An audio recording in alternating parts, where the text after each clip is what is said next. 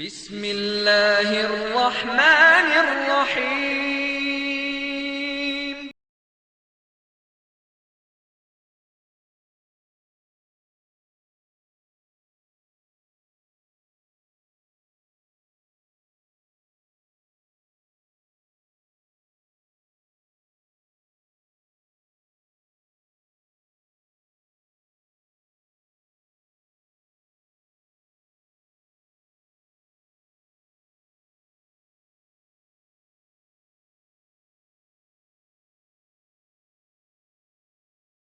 عليكم ورحمة الله وبركاته. إن الحمد لله نحمده ونستعينه ونستغفره ونعوذ بالله من شرور أنفسنا ومن سيئات أعمالنا. من يهده الله فلا مضل له ومن يضلل فلا هادي له. وأشهد أن لا إله إلا الله وحده لا شريك له وأشهد أن محمدا عبده ورسوله. يا أيها الذين آمنوا اتقوا الله حق تقاته ولا تموتن إلا وأنتم مسلمون. أما بعد فإن خير الحديث كتاب الله وأصدق السنن سنن محمد صلى الله عليه وسلم وشر الأمور محدثاتها وكل محدثة بدعة وكل بدعة ضلالة وكل ضلالة في النار.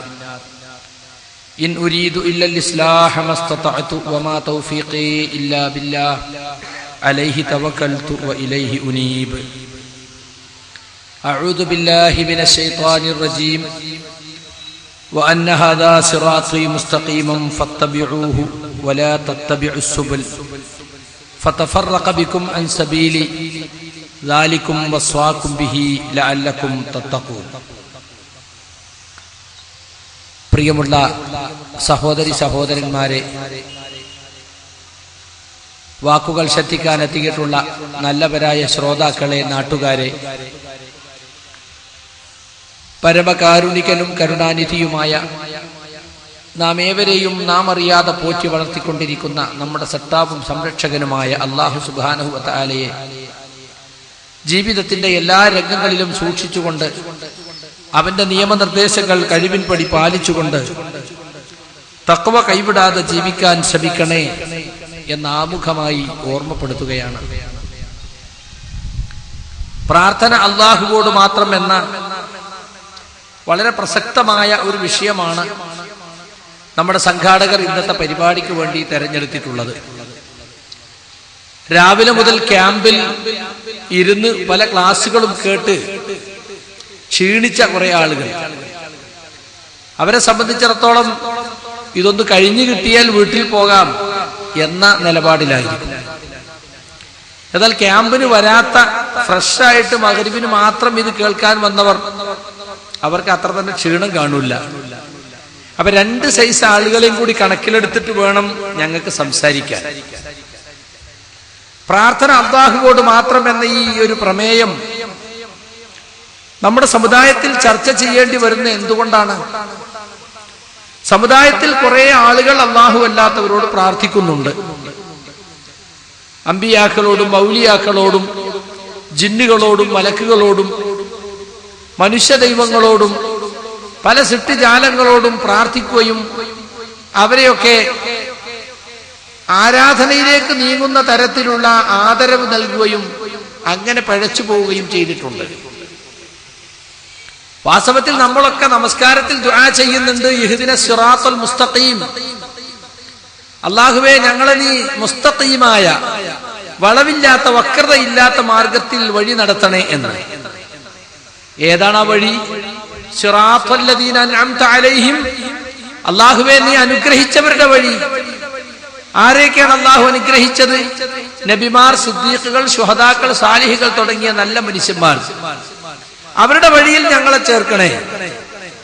ഗൈരിൽ മഗ്ദൂബി അലൈഹിം വലദ്ദാലീൻ, നിന്റെ കോപത്തിന് പാത്രമായവരുടേതല്ലാത്ത വഴി, വഴി പിഴച്ചവരുടേതല്ലാത്ത വഴി, ആ വഴിയിലാണ് ഞങ്ങളെ ചേർക്കേണ്ടത്. ആരാണ് മഗ്ലൂബുൻ അലൈഹിം? അൽ യഹൂദു മഗ്ലൂബുൻ അലൈഹിം വന്നസാറാ ളുല്ലാൽ എന്ന് റസൂൽ സല്ലല്ലാഹു അലൈഹി വസല്ലം പറഞ്ഞിട്ടുണ്ട്. മുഫസ്സിറുകൾ എല്ലാവരും ഏകകണ്ഠമായി പറഞ്ഞ തഫ്സീറാണ്. മഗ്ലൂബുൻ അലൈഹിം, കോപത്തിന് വിധേയമായവർ എന്നതുകൊണ്ട് ഉദ്ദേശിക്കുന്നത് ജൂതന്മാരാണ്. വഴിതെറ്റിപ്പോയവർ എന്നതുകൊണ്ട് ലാലീൻ എന്നതുകൊണ്ട് ഉദ്ദേശിക്കുന്നത് നസാറാക്കളാണ്.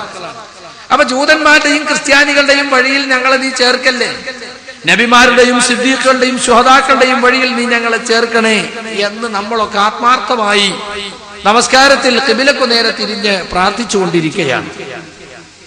പക്ഷേ അറിഞ്ഞോ അറിയാതെയോ നമ്മൾ യഹൂദികളുടെയും ക്രിസ്ത്യാനികളുടെയും മാർഗത്തിലേക്ക് പോയിക്കൊണ്ടേയിരിക്കുകയാണ്. എങ്ങനെയാണ് യഹൂദികൾ പിഴച്ചുപോയത്? എങ്ങനെയാണ് നസാറാക്കൾ പിഴച്ചുപോയത്? ഖുർആൻ സൂറത്ത് തൗബയിലെ 30-ാമത്തെ ആയത്തിൽ പറഞ്ഞു, വഖാലത്തിൽ യഹൂദു ഉസൈർ ഇബ്നുല്ലാഹ്, ഉസൈർ നബി അല്ലാഹുവിന്റെ പുത്രനാണെന്ന് യഹൂദികൾ പറഞ്ഞു. വഖാലത്തിൻ നസാറൽ മസീഹ് ഇബ്നുല്ലാഹ്, മസീഹ് ഈസ അല്ലാഹുവിന്റെ പുത്രനാണെന്ന് ക്രിസ്ത്യാനികളും പറഞ്ഞു. ദാലിക ഖൗലുഹും ബിഅഫ്വാഹിഹിം, അതെല്ലാം അവരെ വായകൾ കൊണ്ട് അവർ പറയുന്ന ചില വാക്കുകൾ മാത്രമാണ്. യുലാഹിഹൂന ഖൗലല്ലദീന കഫറൂ മിൻ ഖബൽ ഖാതലഹുമുല്ലാഹു അന്നാ യുഫകൂൻ, അവരുടെ മുമ്പുള്ള സത്യനിഷേധികളുടെ വാക്കുകളോട് ഇവരുടെ ഈ വാക്കുകൾ സാമ്യതയുള്ളതായിരിക്കുന്നു, സാദൃശ്യപ്പെട്ടിരിക്കുന്നു. അല്ലാഹു നശിപ്പിക്കട്ടെ, അവരെങ്ങനെയാണ് തെറ്റിക്കപ്പെടുന്നത്. അപ്പൊ പ്രവാചകന്മാരെ ബഹുമാനിക്കുന്നതിൽ, ആദരിക്കുന്നതിൽ, സ്നേഹിക്കുന്നതിൽ അതിര് കവിഞ്ഞു.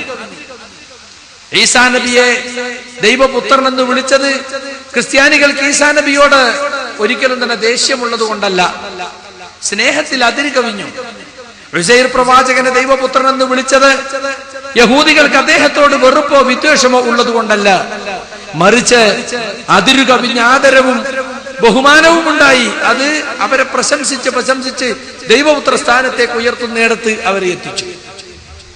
ഈ ഒരവസ്ഥ എന്റെ ഉമ്മത്തിൽ ഉണ്ടാകരുതെന്ന് മുഹമ്മദ് മുസ്തഫ സല്ലല്ലാഹു അലൈഹി വസല്ലം നമ്മോട് പറഞ്ഞിട്ടുണ്ട്. ലാ തുത്രൂനി കമാ അത്രത്തിൻ നസാറ ഈസ ഇബ്നു മറിയം, ഈസ ഇബ്നു മറിയമിനെ ക്രിസ്ത്യാനികൾ അമിതമായി പ്രശംസിച്ചതുപോലെ നിങ്ങൾ എന്നെ പ്രശംസിക്കല്ല കേട്ടോ, അമിതമായി വാഴ്ത്തി പറയല്ല കേട്ടോ. ഇന്നമാ അന അബ്ദുൻ, ഞാൻ അല്ലാഹുവിന്റെ അടിമ മാത്രമാണ്. ഫഖൂലു അബ്ദുല്ലാഹി വറസൂലുഹു, അതുകൊണ്ട് അല്ലാഹുവിന്റെ അടിമയും അവന്റെ റസൂലും എന്ന് മാത്രമേ നിങ്ങൾ എന്നെ കുറിച്ച് പറയാവൂ എന്ന് മുഹമ്മദ് മുസ്തഫ സല്ലല്ലാഹു അലൈഹി വസല്ലം ഉമ്മത്തിനോട് താക്കീത് ചെയ്തിട്ടുണ്ട്. അതുപോലെ തന്നെ അതിര് വിട്ട് പ്രവർത്തിക്കുന്നത്, ഗുലുവ് നിങ്ങൾ സൂക്ഷിക്കണം. ഇയ്യാകും വൽ ഗുലുവ, നിങ്ങൾ അതിര് കവിയുന്നതിനെ സൂക്ഷിക്കണം. ഫൈനൽ ഗുലുവ അഹ്ലക മൻ കാന ഖബലകും, നിങ്ങളെ മുമ്പുള്ളവരെ നശിപ്പിച്ചത് യഥാർത്ഥത്തിൽ ഈ അതിര് കവിച്ചിലാണ്. അപ്പൊ പ്രവാചകൻ സല്ലല്ലാഹു അലൈഹി വസല്ലം നമ്മോട് സിറാത്തുൽ മുസ്തഖീമിൽ ഉറച്ചു നിൽക്കാൻ വേണ്ടി എപ്പോഴും ദുആ ചെയ്യുന്ന നമ്മോട് പറഞ്ഞിട്ടുണ്ട്, ജൂതന്മാര് ക്രിസ്ത്യാനികളുടെ വഴികളുടെ തെറ്റുകൾ എന്താണ്, ആ വഴിയിലൊക്കെ നിങ്ങൾ പോകരുത്, എന്റെ ഉമ്മത്ത് അങ്ങനെ അധപ്പതിക്കരുത്. പക്ഷേ നബി പറഞ്ഞിട്ടുണ്ട്, എന്തൊക്കെ പറഞ്ഞാലും എന്റെ ഉമ്മത്തിൽ കുറെ ആളുകൾ നമ്മുടെ മുമ്പുള്ള സമുദായത്തോട് ചാണിന് ചാണായും മുഴത്തിന് മുഴമായും അവരെ കണ്ണടച്ച് അനുകരിക്കുന്ന ഒരവസ്ഥ വരും.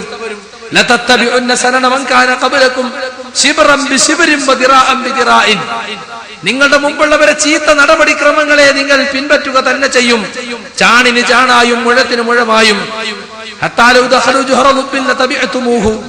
എത്രത്തോളം എന്ന് വെച്ചാൽ നിങ്ങളുടെ മുമ്പുള്ളവർ ഒരു ഉടുമ്പിൻ മാളത്തിൽ കടന്നാൽ നിങ്ങളും കണ്ണും കൂട്ടി അവരെ പിന്തുടരും.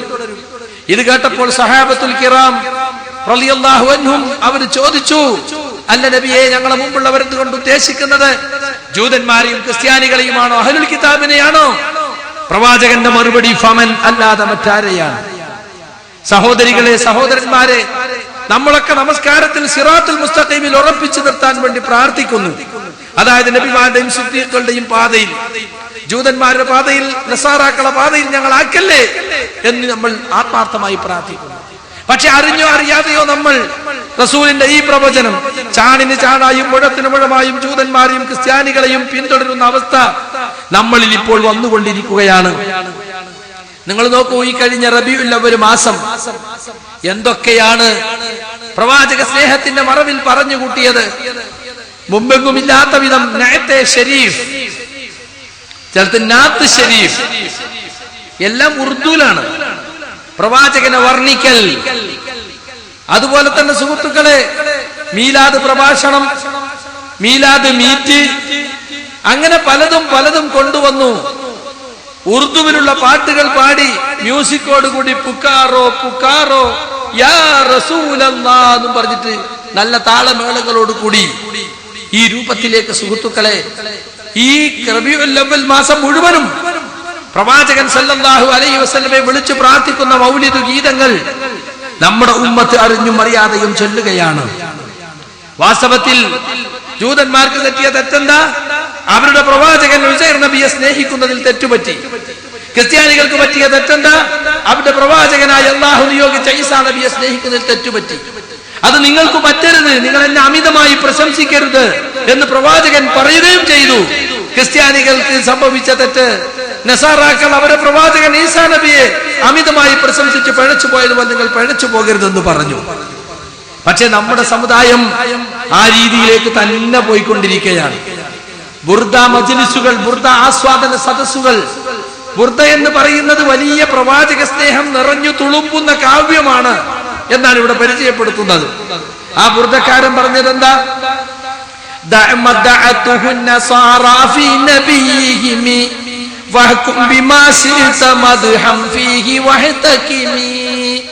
നസാറാക്കൾ അവരെ നബിയെ കുറിച്ച് പറഞ്ഞ വാക്ക്, ദൈവപുത്രൻ എന്ന വാക്ക് നീ പറയല്ലേ, അത് വിട്ടേക്ക്.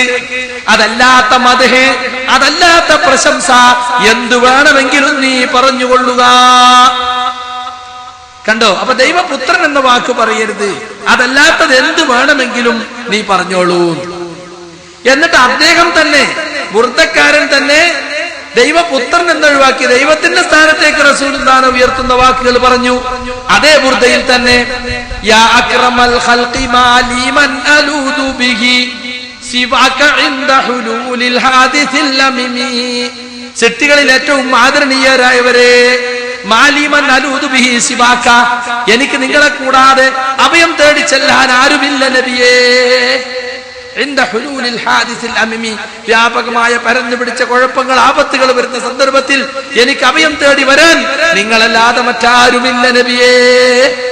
അപ്പൊ ദൈവപുത്രൻ എന്ന് പറയേണ്ട വാക്യൊക്കെ പറഞ്ഞോ? ദൈവത്തിന്റെ സ്ഥാനത്തേക്ക് ഉയർത്തി. അഭയം തേടി ചെല്ലേണ്ടത് അല്ലാഹു മാത്രമാണ്. ഏതു സന്ദർഭത്തിലും അഭയം കൊടുക്കുന്നവൻ അവൻ മാത്രമാണ്. അഊദു ബില്ലാഹ് എന്നല്ലാതെ അഊദു ബി റസൂലില്ലാഹ് എന്ന് ഒരിക്കലും നമുക്ക് പറയാൻ പറ്റൂല. റസൂലുള്ളാഹിനെ നേർക്കുനേരെ കണ്ടിട്ട് ഒരിക്കൽ അഊദു ബി റസൂലില്ലാഹ് പറഞ്ഞൊരു സംഭവമുണ്ട്. ഒരാൾ തന്റെ അടിമയെ തല്ലിക്കൊണ്ടിരിക്കുകയാണ്. ഇയാൾ അങ്ങോട്ട് തിരിഞ്ഞു നിൽക്കുന്നു, അടിമ ഇങ്ങോട്ട് തിരിഞ്ഞു നിൽക്കുന്നു. ഇയാളുടെ ബാക്കിലൂടെ റസൂല് വന്നു. തല്ലുന്ന ആള് റസൂലിനെ കാണുന്നില്ല. തല്ലു കൊള്ളുന്നവൻ അഊദു ബി റസൂലില്ലാഹ്, ഞാൻ റസൂലിനോട് അഭയം തേടുന്നു എന്ന് പറഞ്ഞു. അപ്പോഴേക്ക് റസൂല് മുമ്പിലെത്തി. റസൂലിനെ കണ്ടപാട് അടിമയെ തല്ലുന്നത് നബി വളരെയധികം വിരോധിച്ചിട്ടുള്ള കാര്യ. കയ്യിന്ന് വടിയങ്ങ് വീണു. റസൂലിന്റെ ഹൈബത്ത്, റസൂലിന്റെ ഗാംഭീര്യം അത് മുന്നിൽ കണ്ടതോടെ കൈ വടിയങ്ങ് വീണു. എന്നിട്ട് റസൂല് പറഞ്ഞു, ഇതാ അബൂ മസ്ഊദേ, സഹാബിന്റെ പേരതാ, നിങ്ങളിപ്പോൾ ഈ അടിമയുടെ മേൽ നിങ്ങൾക്ക് എത്ര കഴിവുണ്ടോ അതിനേക്കാൾ നിങ്ങളുടെ മേൽ കഴിവുള്ളവനാണ് അല്ലാഹു. കണ്ടോ?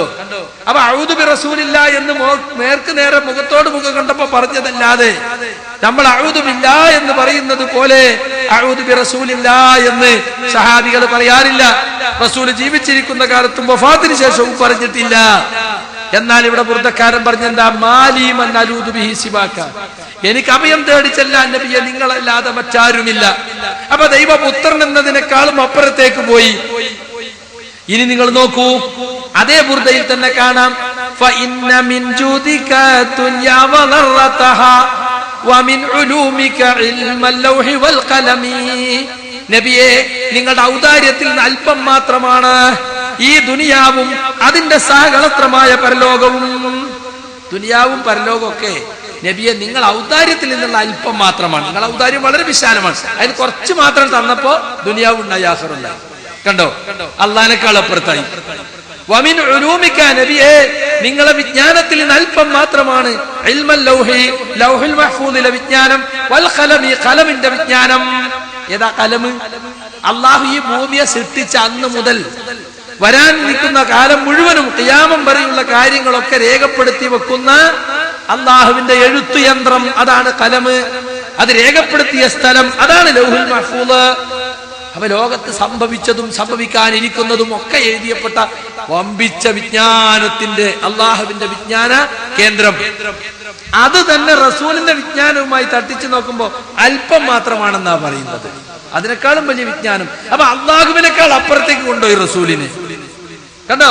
അപ്പൊ നസാറാക്കൾ പറഞ്ഞ ദൈവപുത്രൻ എന്നുണ്ട് ഒഴിവാക്കിയിട്ട് ദൈവത്തിന്റെ സ്ഥാനത്തേക്ക് തന്നെ മുത്തുനബിയെ ഉയർത്തി.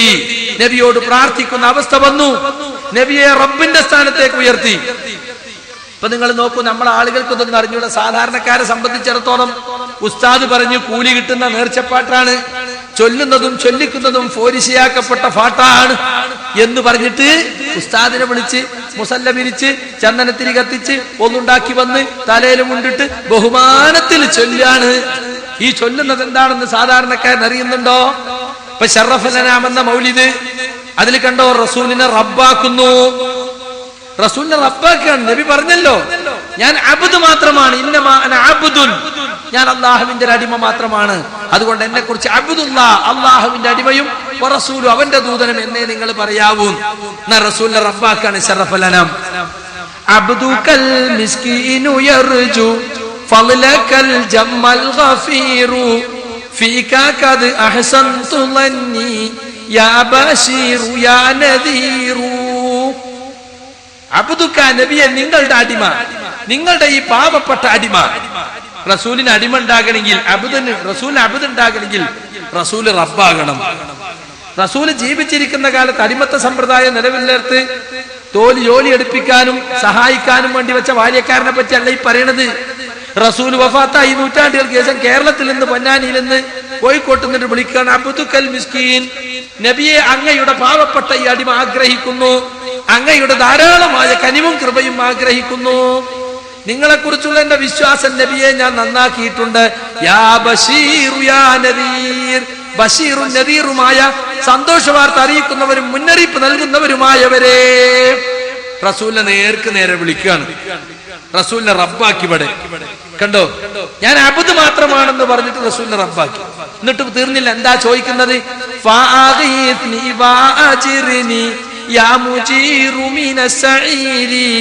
അതുകൊണ്ട് നബിയെ, നിങ്ങൾ എന്നെ സഹായിക്കണം, നിങ്ങൾ എന്നെ രക്ഷപ്പെടുത്തണം, കത്തിക്കരിയുന്ന നരകത്തും രക്ഷിക്കുന്നവരെ.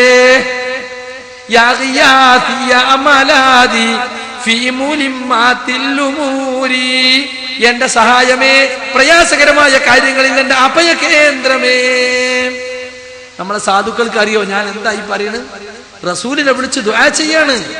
പ്രാർത്ഥന അല്ലാഹുവോട് മാത്രം എന്ന് പഠിപ്പിച്ച റസൂലുള്ളാഹ്, ഖുൽ ഇന്നമാ അദ്ഉ റബ്ബി വലാ ഉശ്രികു ബിഹി അഹദാ. പറയുക നബിയേ, ഞാൻ എന്റെ റബ്ബിനോട് മാത്രമേ ദുആ ചെയ്യുകയുള്ളൂ, അവനോട് കൂടെ ഞാൻ ആരെയും പങ്കു ചേർക്കുന്നതല്ല. പ്രാർത്ഥന അല്ലാഹുവോട് മാത്രമെന്ന് ഉമ്മത്തിന്റെ മുമ്പിൽ ഉറക്കെ പ്രഖ്യാപിക്കാൻ അല്ലാഹു റസൂലിനോട് ആവശ്യപ്പെടുന്നു. എന്നിട്ട് ഖൗമ് ചെയ്യുന്നെന്താ? അള്ളാഹിനോട് പ്രാർത്ഥിച്ചാൽ ഉത്തരം കിട്ടാൻ സാധ്യത കുറവ്, റസൂലിനോട് പ്രാർത്ഥിച്ചാലോ ഉത്തരം കിട്ടാൻ സാധ്യത കൂടുതലാണ്. അല്ലെങ്കിൽ മഹാന്മാരോട് പ്രാർത്ഥിച്ചാൽ, ഇപ്പൊ സ്വലാത്ത് നഗറെന്നും പറഞ്ഞിട്ട് ആളുകളെ വിളിച്ചു കൂട്ടും.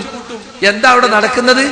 മുത്തുനബിയെ വിളിച്ച് പ്രാർത്ഥിക്കാണ്, യാ റസൂലല്ലാഹ്, യാ ഹബീബല്ലാഹ്, നബിയെ നിങ്ങൾ കാണുന്നില്ല നബിയെ, ഈ സ്വലാത്തിന്റെ മജ്ലിസുകൾ കാണുന്നില്ല നബിയെ, അവിടുന്ന് ആസ്വദിക്കുന്നില്ല നബിയെ, അങ്ങേക്കുള്ളതാണ് ഈ സദസ്, ഞങ്ങൾ എത്ര ദൂരത്ത് വന്നതാണ്, തങ്ങളെ മദീനത്ത് കിടക്കുന്ന തങ്ങളെ, കാസർഗോട്ട് നിന്ന് വരികയാണ്, എത്ര കുട്ടികളെ കെട്ടിക്കാനുണ്ട്, വിസ കിട്ടാതുണ്ട്.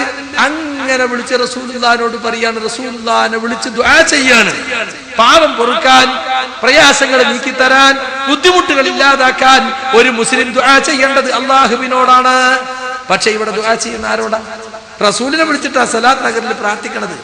മങ്കൂസ് മൗലവി തന്നെ കണ്ടില്ലേ, പൊന്നാനിക്കാര് പണ്ട് സൈനുദ്ദീൻ മഖ്ദൂം ഇവിടെ കോളറ ബാധിച്ചപ്പോ ഉണ്ടാക്കി കൊടുത്തതാണത്രേ, അത്രേ ഉള്ളൂ, ഉറപ്പില്ല. പൊന്നാനിയിൽ പണ്ട് കോളറ വന്നത്രേ, അപ്പോൾ സൈനുദ്ദീൻ മഖ്ദൂം മങ്കൂസ് രചിച്ചു കൊടുത്തത്രേ. വീടുകൾ തോറും ഇത് ചൊല്ലി നല്ല മൂലിയർച്ചയും പോത്തിറച്ചിയൊക്കെ വെച്ചിട്ട് നല്ല കൊശി ഉണ്ടാക്കിയ കോളറ നീങ്ങിക്കൊള്ളുമെന്ന് സൈനുദ്ദീൻ മഖ്ദൂം പറഞ്ഞു അത്രേ. സൈനുദ്ദീൻ മഖ്ദൂം അങ്ങനെ പൊട്ടത്തരം പറയോ? ഏയ്, കോളറ തന്നെ ബയറ്റുവോക്കിന് മൂലിയർച്ചയും അതുപോലെ സദ്യ ഉണ്ടാക്കിയിട്ട് മൗലൂദ് കഴിച്ചാൽ മാറുമോ? അത് കൂടല്ലേ ചെയ്യാ. മാത്രമല്ല സൈനുദ്ദീൻ മഖ്ദൂം എഴുതിയ കിതാബിന്റെ ലിസ്റ്റിലൊന്നും മങ്കൂസ് മൗലവി തരുന്നൊരു കിതാബില്ല.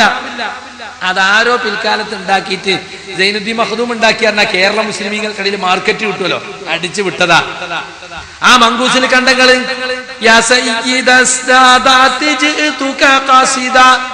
അർജു ഹിമാക ഫലാ തുഖയ്യിബ് മഖ്സദി യാ സയ്യിദ സാദാത്തി നേതാക്കളെ നാദാവായ നബിയേ. കണ്ടോ, ജിഅതുക ഖാസിദൻ, ഞാൻ നിങ്ങളെ ലക്ഷ്യം വെച്ചാണ് വന്നിട്ടുള്ളത്. അർജു ഹിമാക, നിങ്ങളുടെ സംരക്ഷണം ഞാൻ ആഗ്രഹിക്കുന്നു. ഫലാ തുഖയ്യിബ് മഖ്സദി, അതുകൊണ്ട് എന്റെ വന്ന ഉദ്ദേശം പരാജയപ്പെടുത്തല്ലേ. ഖദ് ഹല്ല ബിമാ ഖദ് അലിംത മിനൽ അദാ വൽളുൽമി വൽളഅഫി ശദീദി ഫഅസ്ഇദി. നബിയേ, നിങ്ങൾക്കറിയാമല്ലോ എനിക്ക് വന്നുപെട്ടിട്ടുള്ള ബുദ്ധിമുട്ടുകൾ, എനിക്ക് വന്നുപെട്ടുള്ള പ്രയാസങ്ങൾ, എന്നോട് എന്റെ കാര്യത്തിൽ ഉണ്ടായിട്ടുള്ള അനീതികൾ, അക്രമങ്ങൾ, അതെല്ലാം നിങ്ങൾക്കറിയാമല്ലോ. നബിക്കറിയോ പൊന്നാനിയിൽ അയമൂട്ടിക്ക് എന്തൊക്കെ വിഷമാ വന്നിണ്, കോഴിക്കോട്ട് അബൂക്കർ കോയക്ക് എന്തൊക്കെ വന്നത് റസൂലിന് അറിയുന്നുണ്ടോ? വഫാത്തായപ്പോ റസൂൽ അറിയോ? അറിയില്ല. അതുകൊണ്ട് ഫാസിഇദി, എന്നെ സഹായിക്കണം നബിയേ എന്ന് നബിയെ വിളിച്ച് തേടുകയാണ്. അറിഞ്ഞുകൂടാ ആളുകൾക്ക്. നേരത്തെ പറഞ്ഞ ശറഫലനാമ തന്നെ കാണാം. ഫജ്ദി യാ റസൂലല്ലാഹി മിൻകാ ബിറഹ്മത്തിൻ ലിഅബ്ദിൻ നസീരിൻ ബിദുനൂബി മുസർബലു. അല്ലാഹുവിന്റെ റസൂലേ, നിങ്ങൾ നമ്മോട് ഔദാര്യം കാണിക്കണം. അങ്ങയുടെ കാരുണ്യം കൊണ്ട് പാപങ്ങളാൽ ബന്ധിക്കപ്പെട്ട ഈ അടിമയോട് ഔദാര്യം കാണിക്കണം. അപ്പൊ പാപം പൊറുക്കാൻ വേണ്ടി റസൂലിനെ വിളിച്ച് തേടുകയാണ്. ദുരിതങ്ങൾ നീങ്ങാൻ വേണ്ടി റസൂലുള്ളാഹിനെ വിളിച്ച് തേടുകയാണ്. അങ്ങനെയുള്ള മൗലിദുകൾ ഇത് ആളുകൾക്ക് അറിഞ്ഞുകൂടാ. ഇത് പ്രാർത്ഥനയാണ്. ഇത് അള്ളാഹുവിനോട് മാത്രം നിർവഹിക്കേണ്ടതും അള്ളാഹുവല്ലാത്തവരോട് നിർവഹിച്ചാൽ വൻ പാപങ്ങളിൽപ്പെട്ട ശിർക്ക് എന്ന് പറയുന്ന പാപവുമാണ്. ആളുകൾക്ക് അറിഞ്ഞുകൂടാ. നബി എന്താ പഠിപ്പിച്ചത്? റിയാദുസ് സാലിഹീൻ ഇമാം നബവി ഉദ്ധരിച്ച ഇമാം മുസ്ലിമിന്റെ സഹീഹിലുള്ളത് എന്താ? യാ അയ്യുഹന്നാസ് തൂബൂ ഇലല്ലാഹി വസ്തഗ്ഫിറൂഹു. മനുഷ്യരെ, നിങ്ങൾ അല്ലാഹുവിലേക്ക് ഖേദിച്ചു മടങ്ങിക്കോളൂ, അവനോട് നിങ്ങൾ പൊറുക്കലിനെ തേടണം. ഫഇന്നി അതൂബു ഫിൽ യൗമി 100 മറ. ഞാൻ തന്നെ ഒരു ദിവസത്തിൽ 100ഓളം തവണ അല്ലാഹുവിലേക്ക് ഖേദിച്ചു മടങ്ങുന്നുണ്ട്. എന്നോട് തേടിക്കോളൂ, ഞാൻ പാപം പൊറുത്തു തരാ എന്നല്ല. മനുഷ്യരെ, അള്ളാഹിനോട് തേടിക്കോളൂ, അള്ളാഹുവിലേക്ക് ഖേദിച്ചു മടങ്ങിക്കോളൂ. എന്ത് തെറ്റുകളും കുറ്റങ്ങളും വന്നിട്ടുണ്ടെങ്കിലും നിങ്ങൾ അള്ളാഹുവിലേക്ക് ഖേദിച്ചു മടങ്ങിക്കോളൂ. പൊതുജനങ്ങളെ ധാരണ എന്താണെന്നറിയങ്ങള്? നമുക്കൊന്നും അള്ളാഹിനോട് പ്രാർത്ഥിക്കാനുള്ള യോഗ്യതല്ല, നമുക്കതിനുള്ള ക്വാളിഫിക്കേഷൻ അല്ല. കാരണം എന്താ? നമുക്ക് പല തെറ്റുകളും കുറ്റങ്ങളും സംഭവിച്ചിട്ടുണ്ട്. ചിലപ്പോ നിസ്കാരത്തിൽ നമുക്ക് ദോഷം വരും, 5 തേഞ്ഞില്ലാന്ന് വരും, ചിലപ്പോ 4 പോവും, ചിലപ്പോ നോമ്പ് പലതും വിട്ടെന്ന് വരും, ചിലപ്പോ നമ്മള് ബിസിനസ്സിലൊക്കെ ചില കുറ്റങ്ങളും പ്രവർത്തിച്ചെന്ന് വരും, പലിശ വാങ്ങിയെന്ന് വരും, കടം വാങ്ങിയിട്ട് കൊടുത്തില്ലെന്ന് വരും. ഇങ്ങനെ വാക്കിലും നാക്കിലും പല വേറ്റുകളും വരുന്ന നമ്മള്, പല പ്രവർത്തനങ്ങളിലും പോരായ്മകൾ സംഭവിക്കുന്ന നമ്മള് പരമപരിശുദ്ധനായ റബ്ബിനോട് പ്രാർത്ഥിക്കാൻ അർഹതയുണ്ടോ? അപ്പൊ നമ്മൾ എന്ത് ചെയ്യണം? നമ്മൾ അള്ളാഹ്ക്ക് പ്രിയപ്പെട്ട അമ്പിയാക്കള്, ശുഹദാക്കള്, സ്വാലിഹീങ്ങള് പോലോത്തോരെ വിളിച്ചിട്ട് ഓലോട് കാര്യം പറയാ. അവർക്ക് അള്ളാഹിനേറ്റ് നല്ല കണക്ഷനാണ്. അവര് പറഞ്ഞ അള്ളാഹ് തട്ടൂല, അവര് അള്ളാഹ്ക്ക് പിരിശമാണ്. അതുകൊണ്ട് ഓരോ അള്ളയും തമ്മിലുള്ള പിരിശത്തിന്റെ മറവിൽ നമ്മളെ കാര്യം നേടുക. അങ്ങനെയാണ് ആളുകളെ പഠിപ്പിച്ചു വെച്ചിട്ടുള്ളത്. സുഹൃത്തുക്കളെ, നിങ്ങൾ എവിടെയെങ്കിലും കേട്ടിട്ടുണ്ടോ ഏതെങ്കിലും ഒരു ഖുർആനിൽ ആയത്തിൽ പാപം ചെയ്തവർ എന്നോട് പ്രാർത്ഥിക്കരുത്, തെറ്റുപറ്റിയവർ എന്നെ വിളിക്കരുത് എന്ന് ഖുർആൻ പറഞ്ഞിട്ടുണ്ടോ? നേരെ മറിച്ചാ പറഞ്ഞില്ല. എത്ര തെറ്റ് പറ്റിയാലും നിങ്ങൾ ഇന്നെ നേരിട്ട് വിളിച്ചോളീന്നാ. ഖുൽ യാ ഇബാദി അല്ലദീന അസ്റഫു അലാ അൻഫുസിഹിം ലാ തഖ്നതു മിർ റഹ്മത്തില്ലാഹ് ഇന്നല്ലാഹ യഗ്ഫിറു ദുനൂബ ജമീഅ ഇന്നഹു ഹുവൽ ഗഫൂറുർ റഹീം. പറയുക നബിയേ, സ്വന്തം ശരീരങ്ങളോട് അതിരുവിട്ട് പ്രവർത്തിച്ച ഒരുപാട് തെറ്റുകളും കുറ്റങ്ങളും ചെയ്ത എന്റെ അടിമകൾ, ഒരുപാട് തെറ്റ് ചെയ്തോലെ അല്ല വിളിക്കണം. എന്താ? എന്റെ അടിമകൾ, യാ ഇബാദീന, തന്നിലേക്ക് ചേർത്തി ബഹുമാനത്തോടെ സ്നേഹത്തോടെ വിളിക്കുക. എന്നിട്ട് എന്താ അവരോട് പറയുന്നത്? ഒറ്റൊന്നും നിന്നെ വിളിക്കരുത് എന്നാണോ? ലാ തഖ്നതു മിർ റഹ്മത്തില്ലാഹ്, അള്ളാഹുവിന്റെ കാരുണ്യത്തെ കുറിച്ച് നിങ്ങൾ നിരാശപ്പെടരുത്. അല്ലാഹ് എനിക്ക് പുറത്തു തരൂല, ഞാൻ ഒരുപാട് തെറ്റ് ചെയ്തു പോയില്ലേ, ഏതായാലും ഇനിയിപ്പോ ഈ തെമ്മാടുത്തന്നെ അങ്ങ് പോട്ടെ, ഇത്രയും കാലമായില്ല, വയസ്സ് 45-50 പോട്ടെ അങ്ങട്ട്, ഏതായാലും ഇനിയിപ്പോ ഇത് നരകത്തേക്ക് തന്നെ എന്ന നിലക്ക് നിരാശപ്പെടരുത് നിങ്ങള്. ഇന്നല്ലാഹ യഗ്ഫിറു ദുനൂബ ജമീഅ, അല്ലാഹു എല്ലാ പാപങ്ങളും പൊറുക്കുന്നവനാണ്. ഇന്നഹു ഹുവൽ ഗഫൂറുർ റഹീം, പാപങ്ങൾ അതിയായി പൊറുക്കുന്ന കരുണാനിധി അവനത്രേ. വഅനീബു ഇലാ റബ്ബിക്കും, അതുകൊണ്ട് നിങ്ങൾ ചെയ്തു പോയ തെറ്റുകളെ സംബന്ധിച്ച് ആത്മാർത്ഥമായി ഖേദിച്ചുകൊണ്ട് റബ്ബിലേക്ക് തൗബ ചെയ്ത് മടങ്ങൂ. വഅസ്ലിമൂ ലഹു, നിങ്ങൾക്ക് ലഭിച്ച അനുഗ്രഹങ്ങളൊക്കെ അവന്റെ മാർഗത്തിൽ സമർപ്പിക്കൂ. മിൻ ഖബ്ലി അൻ യഅതിയകുമുൽ അദാബ് തുമ്മ ലാ തുൻസറൂൻ, ആരും സഹായിക്കാനില്ലാത്ത ശിക്ഷ നിങ്ങൾക്ക് വരുന്നതിന് മുമ്പ് നിങ്ങൾ ചെയ്യേണ്ടത് അതാണ്. അപ്പൊ നോക്കൂ, നിങ്ങൾ പാപികളും ദോഷികളുമായ ആളുകളെ പുറംകാലുകൊണ്ട് ചവിട്ടി അകറ്റുകയല്ല, അവരെ സന്തോഷത്തോടെ മാടി വിളിച്ചുകൊണ്ട് തൗബയുടെ വാതിൽ മലർക്കെ തുറന്നിട്ടുകൊണ്ട് നിങ്ങൾ എന്നോട് ഖേദിച്ച് മടങ്ങിക്കോളൂ, ഞാൻ നിങ്ങൾക്ക് പുറത്തു തരാം. നിങ്ങളെ പാപങ്ങൾ എന്നോട് ഏറ്റു പറഞ്ഞു, വേറെ ആരും വേണ്ട, ആരോടും ഏറ്റു പറയണ്ട, എന്നോട് ഏറ്റു പറഞ്ഞോളൂ, ഞാൻ നിങ്ങൾക്ക് പുറത്തു തരാമെന്ന് വളരെ സ്നേഹത്തോടെ അള്ളാഹു നമ്മെ ക്ഷണിക്കുകയാണ്. അപ്പൊ പാപികളാണെങ്കിൽ ദോഷികളാണെങ്കിൽ അള്ളാഹിനോട് നേർക്കുനേരെ പ്രാർത്ഥിക്കാനുള്ള അർഹതയില്ല എന്ന വാദം തെറ്റാണ്. നമ്മളൊക്കെ നമസ്കരിക്കുന്നു, തെറ്റുകളും കുറ്റങ്ങളും സംഭവിച്ച ആളുകൾ വെള്ളിയാഴ്ച ജുമഅക്കെങ്കിലും നിസ്കരിക്കണില്ലേ? അവിടെ എന്താ പറയുന്നത്? അള്ളാഹിനോട് നേരിട്ടല്ലേ പറയുന്നത്? ഇയ്യാക നഅ്ബുദു വ ഇയ്യാക നസ്തഈൻ. റബ്ബുൽ ആലമീനാകുന്നു സർവസ്തുതിയും, അൽഹംദുലില്ലാഹി റബ്ബിൽ ആലമീൻ, അവൻ പരമകാരുണികനും കരുണാനിധിയുമാണ്. അർറഹ്മാനിർ റഹീം, മാലിക് യൗമിദ്ദീൻ, അവൻ പ്രതിഫലം നൽകുന്ന ദിവസത്തിന്റെ ഉടമസ്ഥനാണ് എന്നൊക്കെ പടച്ചവനെ പ്രശംസിച്ചു പുകഴ്ത്തി പറഞ്ഞ ശേഷം ആ പടച്ചവനോട് നേർക്കുനേരെ പറയാണ്, ഇയ്യാക നഅ്ബുദു, നിന്നെ മാത്രമാണ് ഞങ്ങൾ ആരാധിക്കുന്നത്, വ ഇയ്യാക നസ്തഈൻ, നിന്നോട് മാത്രമാണ് ഞങ്ങൾ സഹായം തേടുന്നത്. വല്ല മധ്യസ്ഥനുണ്ട് അവിടെ? വല്ല ഇടയാളനുണ്ട് അവിടെ? ഇല്ല. നേർക്ക് നേരെ ആരോടും നമസ്കാരത്തിലെ പ്രാർത്ഥന ആദ്യം മുതൽ അവസാനം വരെ എല്ലാം അല്ലാഹുവിനോട് നേരിട്ടാണ്. ഒരു മധ്യസ്ഥനും വേണ്ട, ഒരു ഇടയാളനും വേണ്ട, ഒരു ശാന്തിക്കാരനോ ഒരു മൗലവിയോ ഒരു മുസ്ലിയാരോ ഒന്നും വേണ്ട. എല്ലാവർക്കും അവൻ എത്ര വലിയ പാപിയാകട്ടെ റബ്ബിനോട് നേർക്കുനേരെ പ്രാർത്ഥിക്കാം.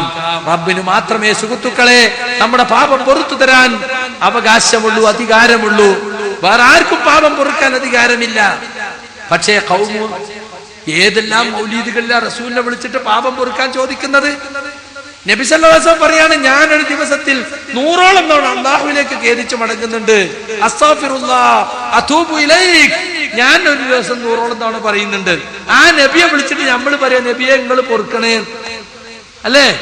ഇർതകബ്തു വലൽ ഖാത ഗൈറ ഹസിരിൻ വഅദദ് ലക അസ്കൂ ഫീഹി യാ സയ്യിദി ഖൈറൻ നബി.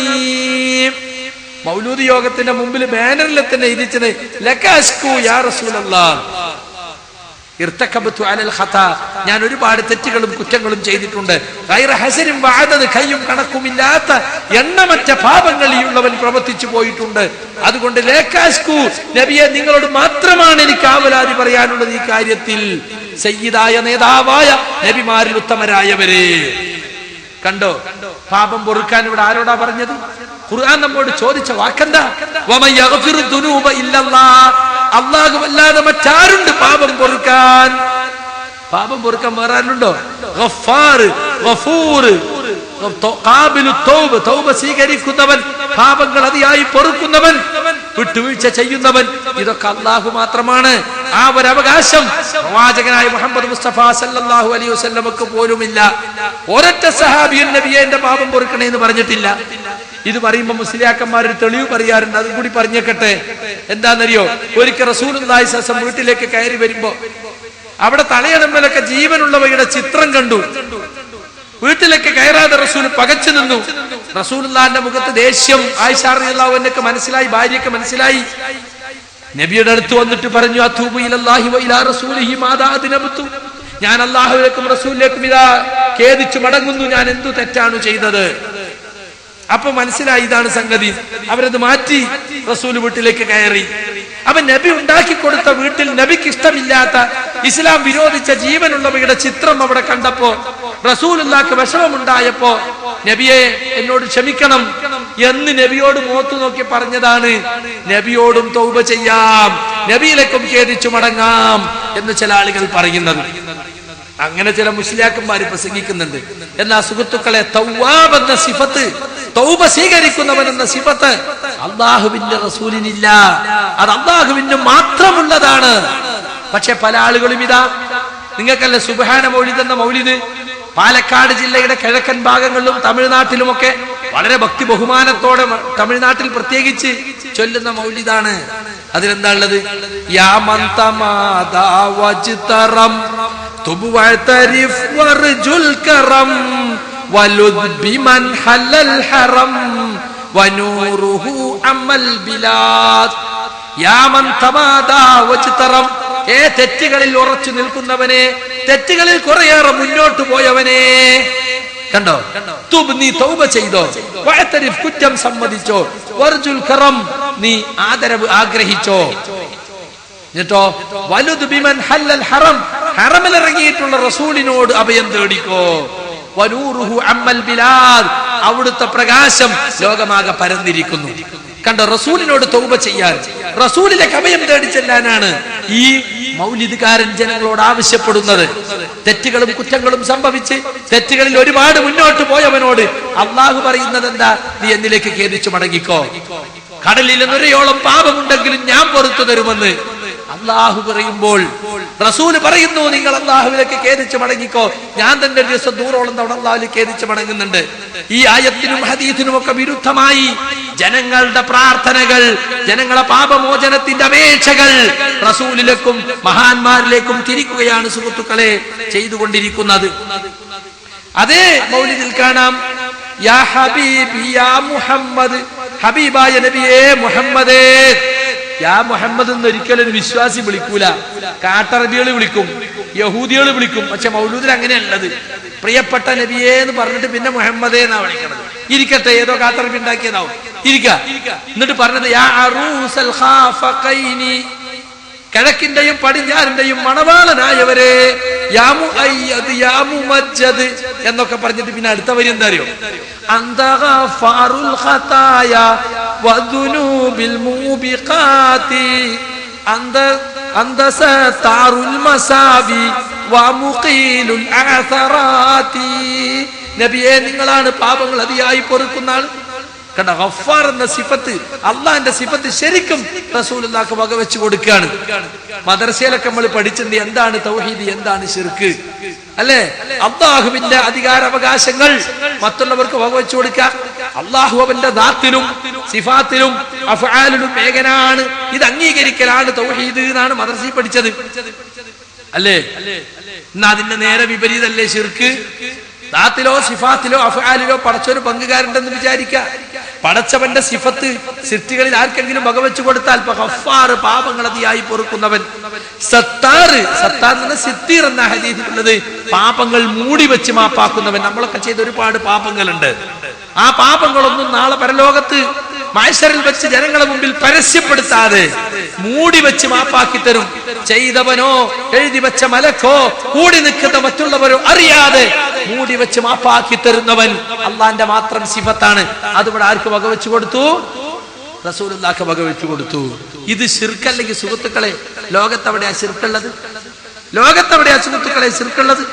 അപ്പൊ സുബ്ഹാന മൗലിദായാലും മങ്കൂസ് മൗലിദായാലും ശറഫലന മൗലിദായാലും ഇനി ഏത് മൗലിദ് എടുത്തു നോക്കിയാലും അതിലൊക്കെ നമുക്ക് കാണാൻ സാധിക്കുന്നത് ഈ രൂപത്തിൽ നമ്മുടെ സഹോദരങ്ങൾ അല്ലാഹുവല്ലാത്തവരെ വിളിച്ചു പ്രാർത്ഥിക്കുന്നതിലേക്ക് അറിഞ്ഞു മര്യാദയും പോയിക്കൊണ്ടിരിക്കുകയാണ്. ഇതൊക്കെ സുന്നത്ത് ജമാഅത്തിന്റെ നടപടിക്രമങ്ങളാണ്. മങ്കൂസ് മൗലിദോ മൊയ്യത്തി മാലയോ തെറ്റാണെന്ന് പറയുന്നവർ സുന്നികളല്ല. അവർ ഖാലി സ്ഥാനത്തിനും ഇമാമത്തിനും പറ്റുകയില്ല. ഇത് ചൊല്ലുന്നതും ചൊല്ലിപ്പിക്കുന്നതും പുണ്യമാക്കപ്പെട്ടതാണ് എന്നാണ് പൊതുജനങ്ങൾ പഠിച്ചിട്ടുള്ളത്. പരിശുദ്ധ ഖുർആൻ അറിയാത്തവർ പോലും മുമ്പൊക്കെ മങ്കൂസ് ഓതിയിരുന്നു, മൊഹ്യദ്ദീൻ മാല ചൊല്ലിയിരുന്നു. ഇപ്പൊ വീടുകളിൽ നിന്നൊക്കെ അപ്രത്യക്ഷമായി പള്ളികളിലും മദ്രസകളിലും ഒതുങ്ങി. എന്നാലും മുസ്ലിയാക്കന്മാരിപ്പോൾ ഞങ്ങൾ ഫ്രീ ആയിട്ട് മൗലൂദ് ചൊല്ലിത്തരാൻ തയ്യാറാണ് റബീഉൽ അവ്വൽ മാസത്തിൽ എന്നുവരെ പറഞ്ഞു നോക്കിയിട്ട് ഓഫർ കൊടുക്കുന്നുണ്ട് ആളുകൾ കൈയൊഴിച്ചത് കൊണ്ട്.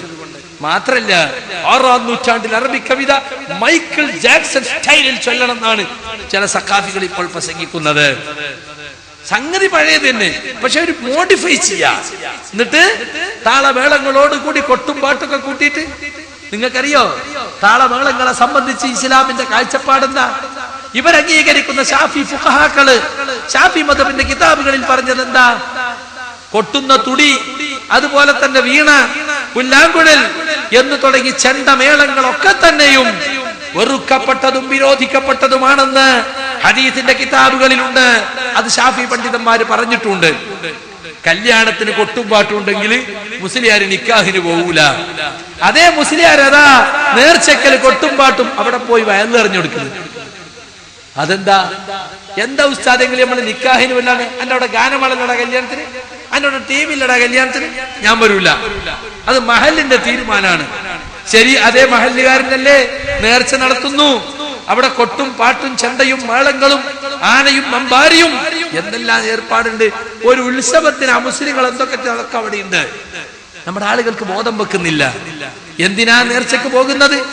നേർച്ചയിൽ പോയിട്ട് മറമാടപ്പെട്ട മഹാനോട് പ്രാർത്ഥിക്കാൻ വേണ്ടിയാണ് നേർച്ച ഉണ്ടാക്കിയത്. പക്ഷെ പാളെ കിട്ടാത്തത് കൊണ്ട് മിമിക്രിയും സിനിമയും നാടകവും ഇനി എന്തൊക്കെയാണ് അവിടെ കൊണ്ടുവരാൻ പറ്റുക അതൊക്കെ കൊണ്ടുവന്നാലേ ഉത്സവങ്ങളും പൂരങ്ങളും ഒക്കെ വിജയിക്കൂ എന്ന അവസ്ഥയിലേക്ക് കാര്യങ്ങൾ എത്തിയിരിക്കുകയാണ്.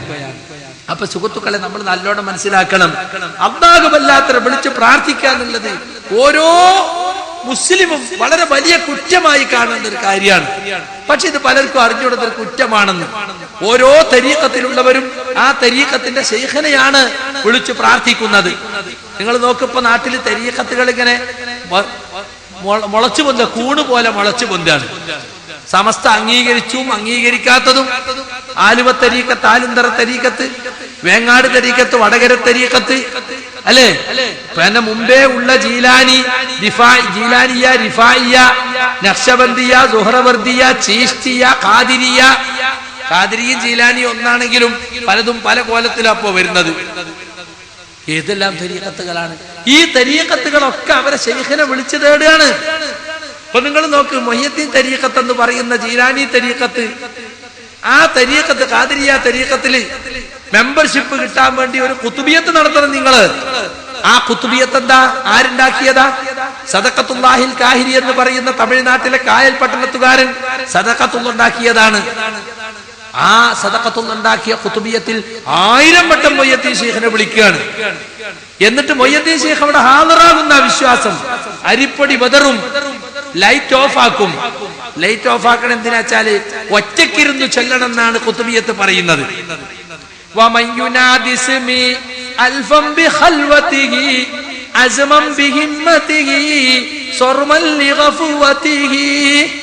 റബീഉൽ അവ്വൽ കഴിഞ്ഞാ പിന്നെ റബീഉൽ ആഖിർ ജീലാനി ദിന. ഇപ്പൊ കുറി പുതിയതായിട്ട് റിഫായി തുടങ്ങിയിട്ടുണ്ട്. ഇനി അടുത്തൊല്ലത്തേക്ക് ബോറൊന്നും കൊടുക്കുക, എല്ലാ മാസവും ആഘോഷാട്ടെ. കണ്ടോ, ഇപ്പൊ റിഫായി ഇപ്പൊ കൊല്ലം തുടങ്ങുക.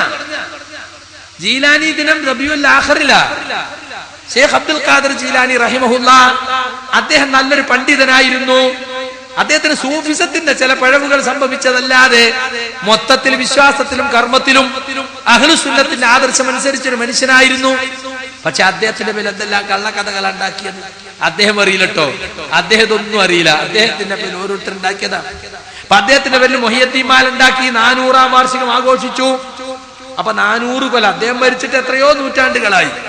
400 കൊല്ലം മുമ്പ് കേരളത്തിൽ അദ്ദേഹത്തിന്റെ തരീഖത്തിന്റെ പേരിലുള്ള ഒരു ഖലീഫ ഖാദി മുഹമ്മദ് എന്ന കോഴിക്കോട്ടുകാരൻ ആൾ എഴുതിണ്ടാക്കിയതാ മൊഹിയദ്ദീൻ മാല. ആ മൊഹിയദ്ദീൻ മാലയിൽ അവകാശപ്പെടുന്ന കാര്യങ്ങളൊന്നും ശൈഖ് അവറുകൾ പറഞ്ഞതല്ല. അദ്ദേഹത്തിന്റെ പേരിൽ പിൽക്കാലത്ത് പോലും കെട്ടിയുണ്ടാക്കിയതാ. വല്ല നിലത്തിന്നും എന്നെ വിളിപ്പോർക്ക് വായി കൂടാ ഉത്തരം ചെയ്യും ഞാനെന്നോവർ. ഏത് നാട്ടിൽ നിന്ന് എപ്പോൾ വിളിച്ചാലും വിളിച്ച് വായ കൂടുന്നതിന് മുമ്പ് ഞാൻ ഉത്തരം ചെയ്യുമെന്ന് ശൈഖ് അവറുകൾ പറഞ്ഞു എന്നാണ് മാലയിൽ അവകാശപ്പെടുന്നത്. എന്നാൽ ഖുതുബിയത്തിൽ പറയുന്നതോ ഒറ്റക്കിരുന്നു കൊണ്ട് ആരെങ്കിലും 1000 തവണ എന്നെ വിളിച്ചാൽ അവന്റെ വിചാരങ്ങളൊക്കെ മനസ്സിൽ ഉറപ്പിച്ചുകൊണ്ട്, അവന്റെ തൂക്കിയുറക്കം ഒഴിവാക്കിക്കൊണ്ട്. അപ്പൊ നിങ്ങൾ സാധാരണ ഉറങ്ങാറുള്ളത് 11 മണിക്കാണെങ്കിൽ ഉറക്കമൊഴിച്ച് വിളിക്കണം. 11:30 ഖുതുബിയത്ത് തുടങ്ങാൻ പറ്റുള്ളൂ. എന്തിനാ ഖുതുബിയത്ത്? നിങ്ങളെ മനസ്സിൽ അതിന്റെ നിയ്യത്തൊക്കെ നല്ലോണം ഉറപ്പിക്കണം. അങ്ങനെ ഉറപ്പിച്ച് നിങ്ങൾ ഇരുന്ന് ഒറ്റക്കിരുന്ന് ചെല്ലണം എന്നല്ലേ? അതിനാണ് പണ്ടത്തെ ആളുകൾ എന്തിത് വിളക്കണ്ട് ഊതും. ഇന്നാണെങ്കിൽ ലൈറ്റ് അങ്ങോട്ട് ഓഫാക്കും. ലൈറ്റ് ഓഫ് ആക്കിയിട്ട് നട്ടപ്പാതിരാക്ക് മുത്തം മനുഷ്യന്മാർ യാ ശൈഖ് അബ്ദുൽ ഖാദിർ ജീലാനി. കാരണം ശൈഖ് അവിടെ ഹാജറാക്കാണ്. 1000 വട്ടം വിളിച്ചാൽ ശൈഖ് ഹാജറാകുന്ന വിചാരം. യാ സയ്യിദി ഹുറുനി യാ മുഹിയദ്ദീനി,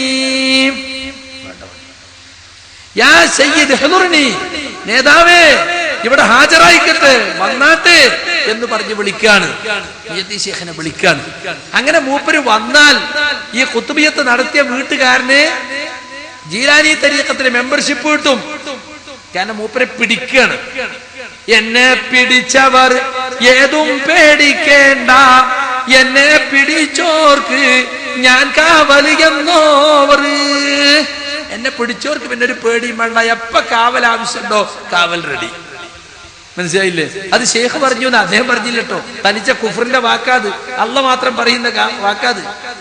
എന്നെ പിടിച്ചവർ ഇടറുന്ന നേരത്ത് എപ്പോഴും അവർ കൈ പീഡിപ്പൻ ഞാൻ എന്നോവർ. എന്നെ പിടിച്ചവർക്ക് എന്തെങ്കിലും ഇടർച്ച വന്നാൽ അവരെ കൈ പിടിച്ച് ഞാൻ രക്ഷിക്കും. മൂപ്പരെ പിടിക്കാനുള്ള പണിയാണ് ഖുതുബിയത്ത്.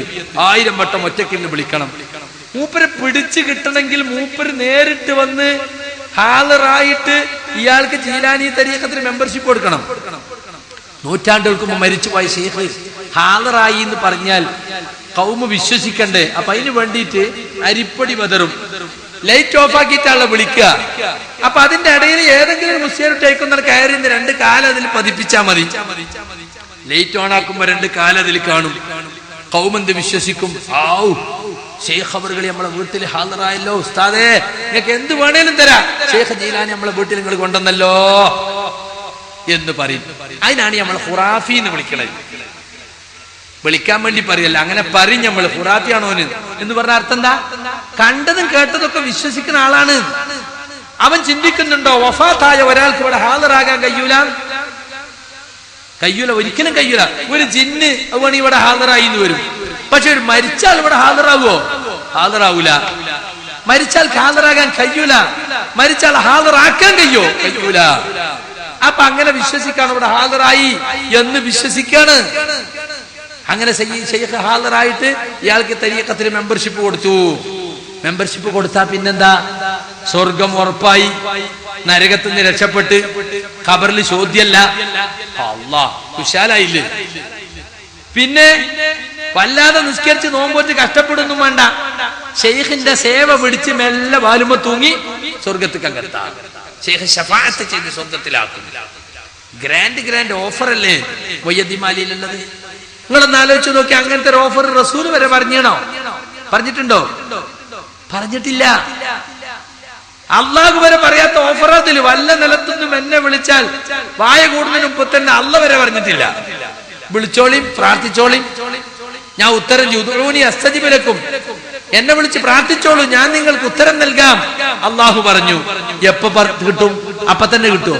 വായ കൂടുന്നതിന് മുമ്പ് കിട്ടുമോ? ഒരുറപ്പില്ല. ചിലപ്പോ അപ്പൊ തന്നെ കിട്ടിയത്, ചിലപ്പോ കിട്ടിയില്ല എന്ന് വരും. മരിക്കോളം ചോദിച്ച കാര്യം കിട്ടിയില്ല എന്ന് വരും. എന്നാലും ചോദ്യം വെള്ളത്തിലാവൂല. നാളെ പരലോകത്തതിന് കൂലി കിട്ടും. അല്ലെങ്കിൽ എന്തെങ്കിലുമൊക്കെ ആപത്ത് എന്റെ പേരിൽ വിധിച്ചിട്ടുണ്ടെങ്കിൽ ഈ വിളി കൊണ്ട് അത് നീങ്ങി കിട്ടുമെന്നൊക്കെ നമ്മൾ വിശ്വസിക്കുന്നു. പക്ഷെ ചോദിച്ച കാര്യം കിട്ടാതെ ചിലപ്പോ മരിച്ചു പോകും. 90 വയസ്സ് കഴിഞ്ഞിട്ട് മരിക്കുമ്പോഴും അല്ല കാക്ക നിങ്ങളെല്ലാ ചോദ്യത്തിനും അള്ളാന്റെ ഉത്തരം കിട്ടിയോ? നിങ്ങളെ മുറാദൊക്കെ ആശലായോ എന്ന് ചോദിച്ചാൽ അല്ല മോനെ, ഒരുപാട് മുറാദ് മനസ്സിൽ വെച്ചോണ്ടാ ഞാൻ മരിക്കണം, ഞാൻ ഒന്നിപ്പോ പറഞ്ഞിട്ട് കാര്യമല്ല എന്ന് പറഞ്ഞ് തേങ്ങിയിട്ട് മൂപ്പരങ്ങ് പോവുക. കണ്ടങ്ങള്. അപ്പൊ അള്ളാഹു പോലും കൊടുക്കാത്ത ഓഫറാണ് വായ കൂടുതലും ഉത്തരം കിട്ടുന്നത്. മാത്രമല്ല അള്ളാഹിനോട് പ്രാർത്ഥിച്ചാൽ എന്തൊക്കെ ഷർത്ത?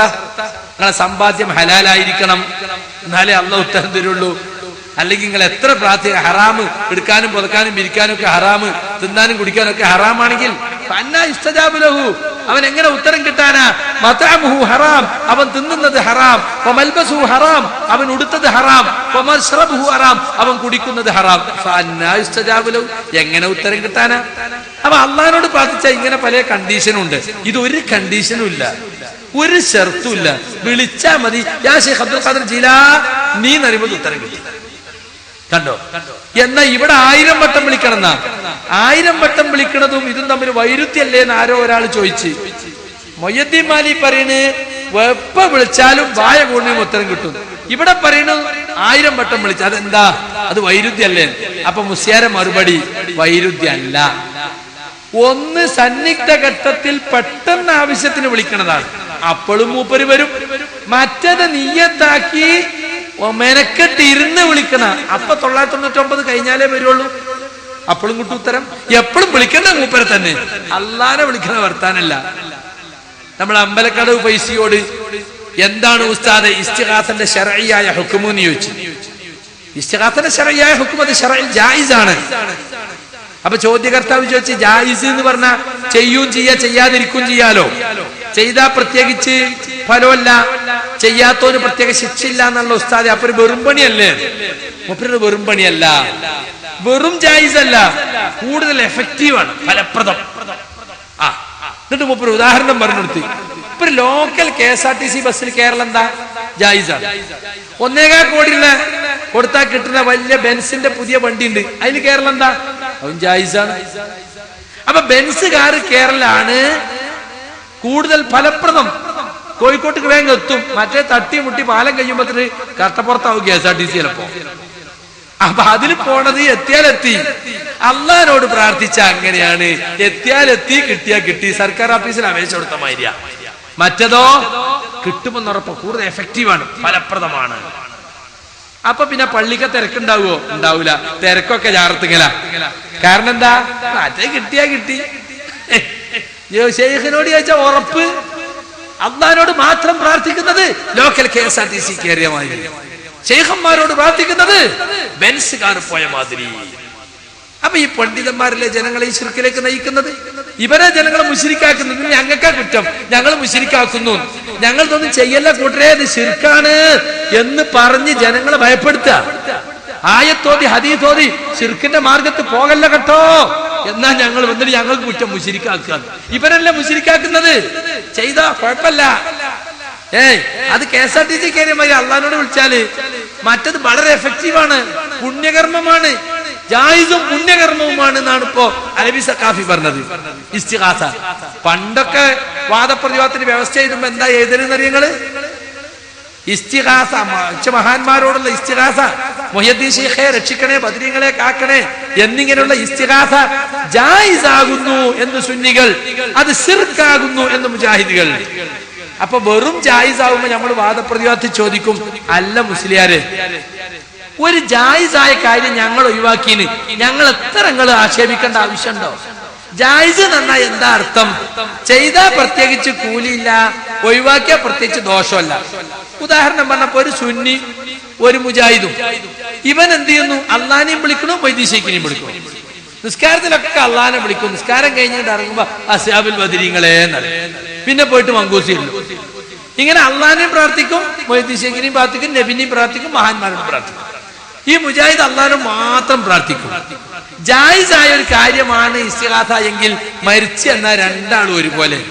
ഇവൻ മൊയ്തീൻ ശൈഖിനെയും മമ്പർത്തങ്ങളെയും ബദരീങ്ങളെയും റസൂലിനെയൊക്കെ വിളിച്ചതിനൊരു കൂലിയില്ല. ഇവൻ വിളിക്കാതെ മരിച്ച മുജാഹിദിനൊരു ശിക്ഷയില്ല. രണ്ടും ഒരുപോലെയാണെന്നല്ലേ മുസ്ലിയാരെ? ജായിസാണെന്ന അർത്ഥം. പിന്നെ എന്തിനാ നമ്മൾ ഈ സമുദായത്തിൽ ഭിന്നിപ്പുണ്ടാക്കി തമ്മ തല്ലിക്കണത്, വാദപ്രതിവാദം നടത്തി ചേരിതിരിവുണ്ടാക്കുന്നത്? അത് വലിയ കുടുക്കായി പോയി. അപ്പൊ ഈ ജായിസുമ്മ മാത്രം കെട്ടിമറിഞ്ഞാൽ പറ്റൂല എന്നുള്ള എനിക്ക് ഇപ്പൊ ഓരോന്നും ഇങ്ങനെ മാറ്റിക്കൊണ്ടിരിക്കുക. ജായിസും പുണ്യകർമ്മവുമാണ് അലവി സഖാഫി. അത് അള്ളാഹിനോട് മാത്രം പ്രാർത്ഥിക്കുന്നത് ജായിസ് മാത്രമല്ല, കൂടുതൽ ഫലപ്രദവുമാണ്. കണ്ടില്ലേ? ഈ രൂപത്തിലേക്ക് ആളുകളെ ശിർക്കിലേക്ക് നയിച്ച് ശിർക്കിന് കൂടുതൽ തെളിവുണ്ടാക്കി കൊടുത്ത്, ആയത്തോതി കൊടുത്ത്, ഹദീസ് ഓതി കൊടുത്ത് ജനങ്ങളെ ശിർക്കിലേക്ക് പ്രേരിപ്പിക്കുകയാണ്. കൊട്ടപ്പുറം വാദപ്രതിവാദത്തിൽ വെച്ച് അല്ലാഹുവല്ലാത്തവരോട് വിളിച്ച് പ്രാർത്ഥിക്കാൻ തെളിവുണ്ടോ എന്ന് ചോദിച്ചപ്പോ ആയത്തിന്റെ കഷ്ടമോതി നിർത്തി കാന്തപുരം അബൂബക്കർ മുസ്ലിയാർ. ഏതായത്ത്? സൂറത്ത് സുഖ്റുഫിലുള്ള ആയത്ത്.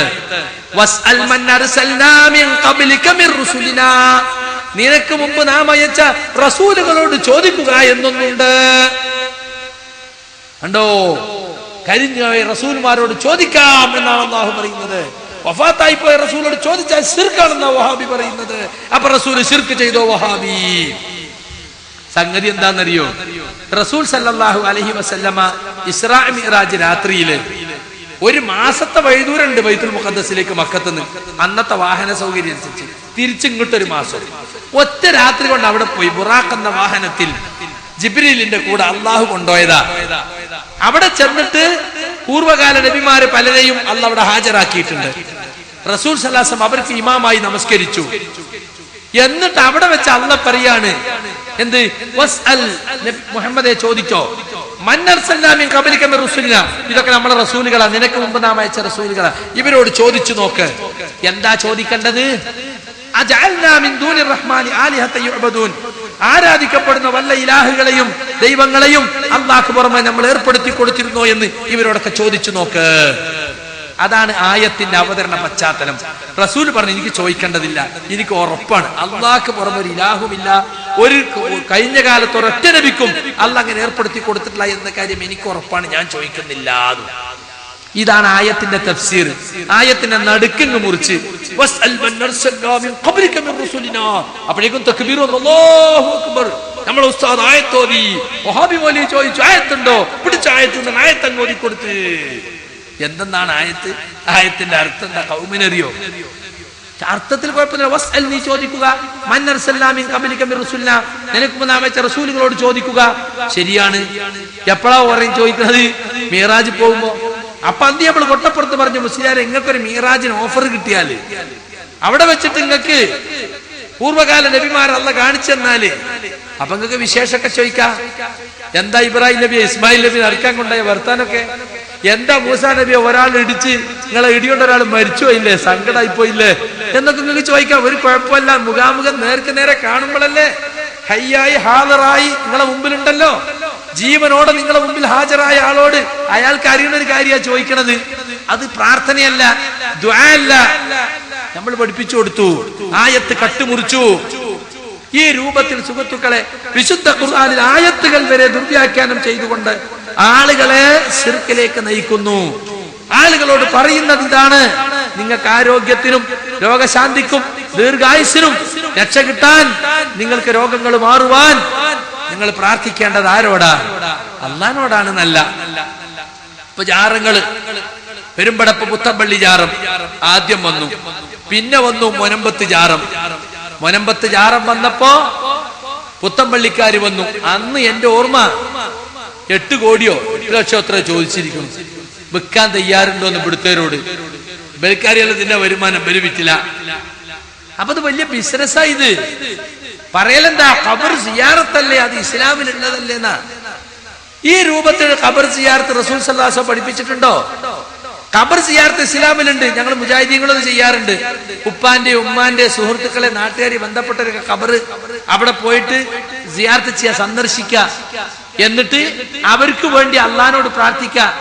എന്റെ ഉപ്പാക്ക് പുറത്തു കൊടുക്കണേ, എന്റെ ഉമ്മാന്റെ ആഖിറം വെളിച്ചാക്കണേ എന്ന് പറഞ്ഞു കൊടുക്ക. ഖബർ ശിക്ഷയിൽ ഇളവ് കൊടുക്കണേ, ഞങ്ങളെ സ്വർഗത്തിൽ ഒരുമിച്ച് കൂട്ടണേ എന്നൊക്കെ അള്ളാനോട് പ്രാർത്ഥിക്ക. പിന്നെ ആ ഖബറിന്റെ അടുത്ത് പോയി നിൽക്കുമ്പോ സിയാറത്തിന് പോയോന്റെ മനസ്സിൽ എനിക്കും ഇങ്ങനെ മരിക്കണമല്ലോ, ഞാനും ആഖിറത്തിന്റെ ഈ കവാടത്തിൽ പ്രവേശിക്കണമല്ലോ എന്ന ഒരു ചിന്ത ഉണ്ടാകും.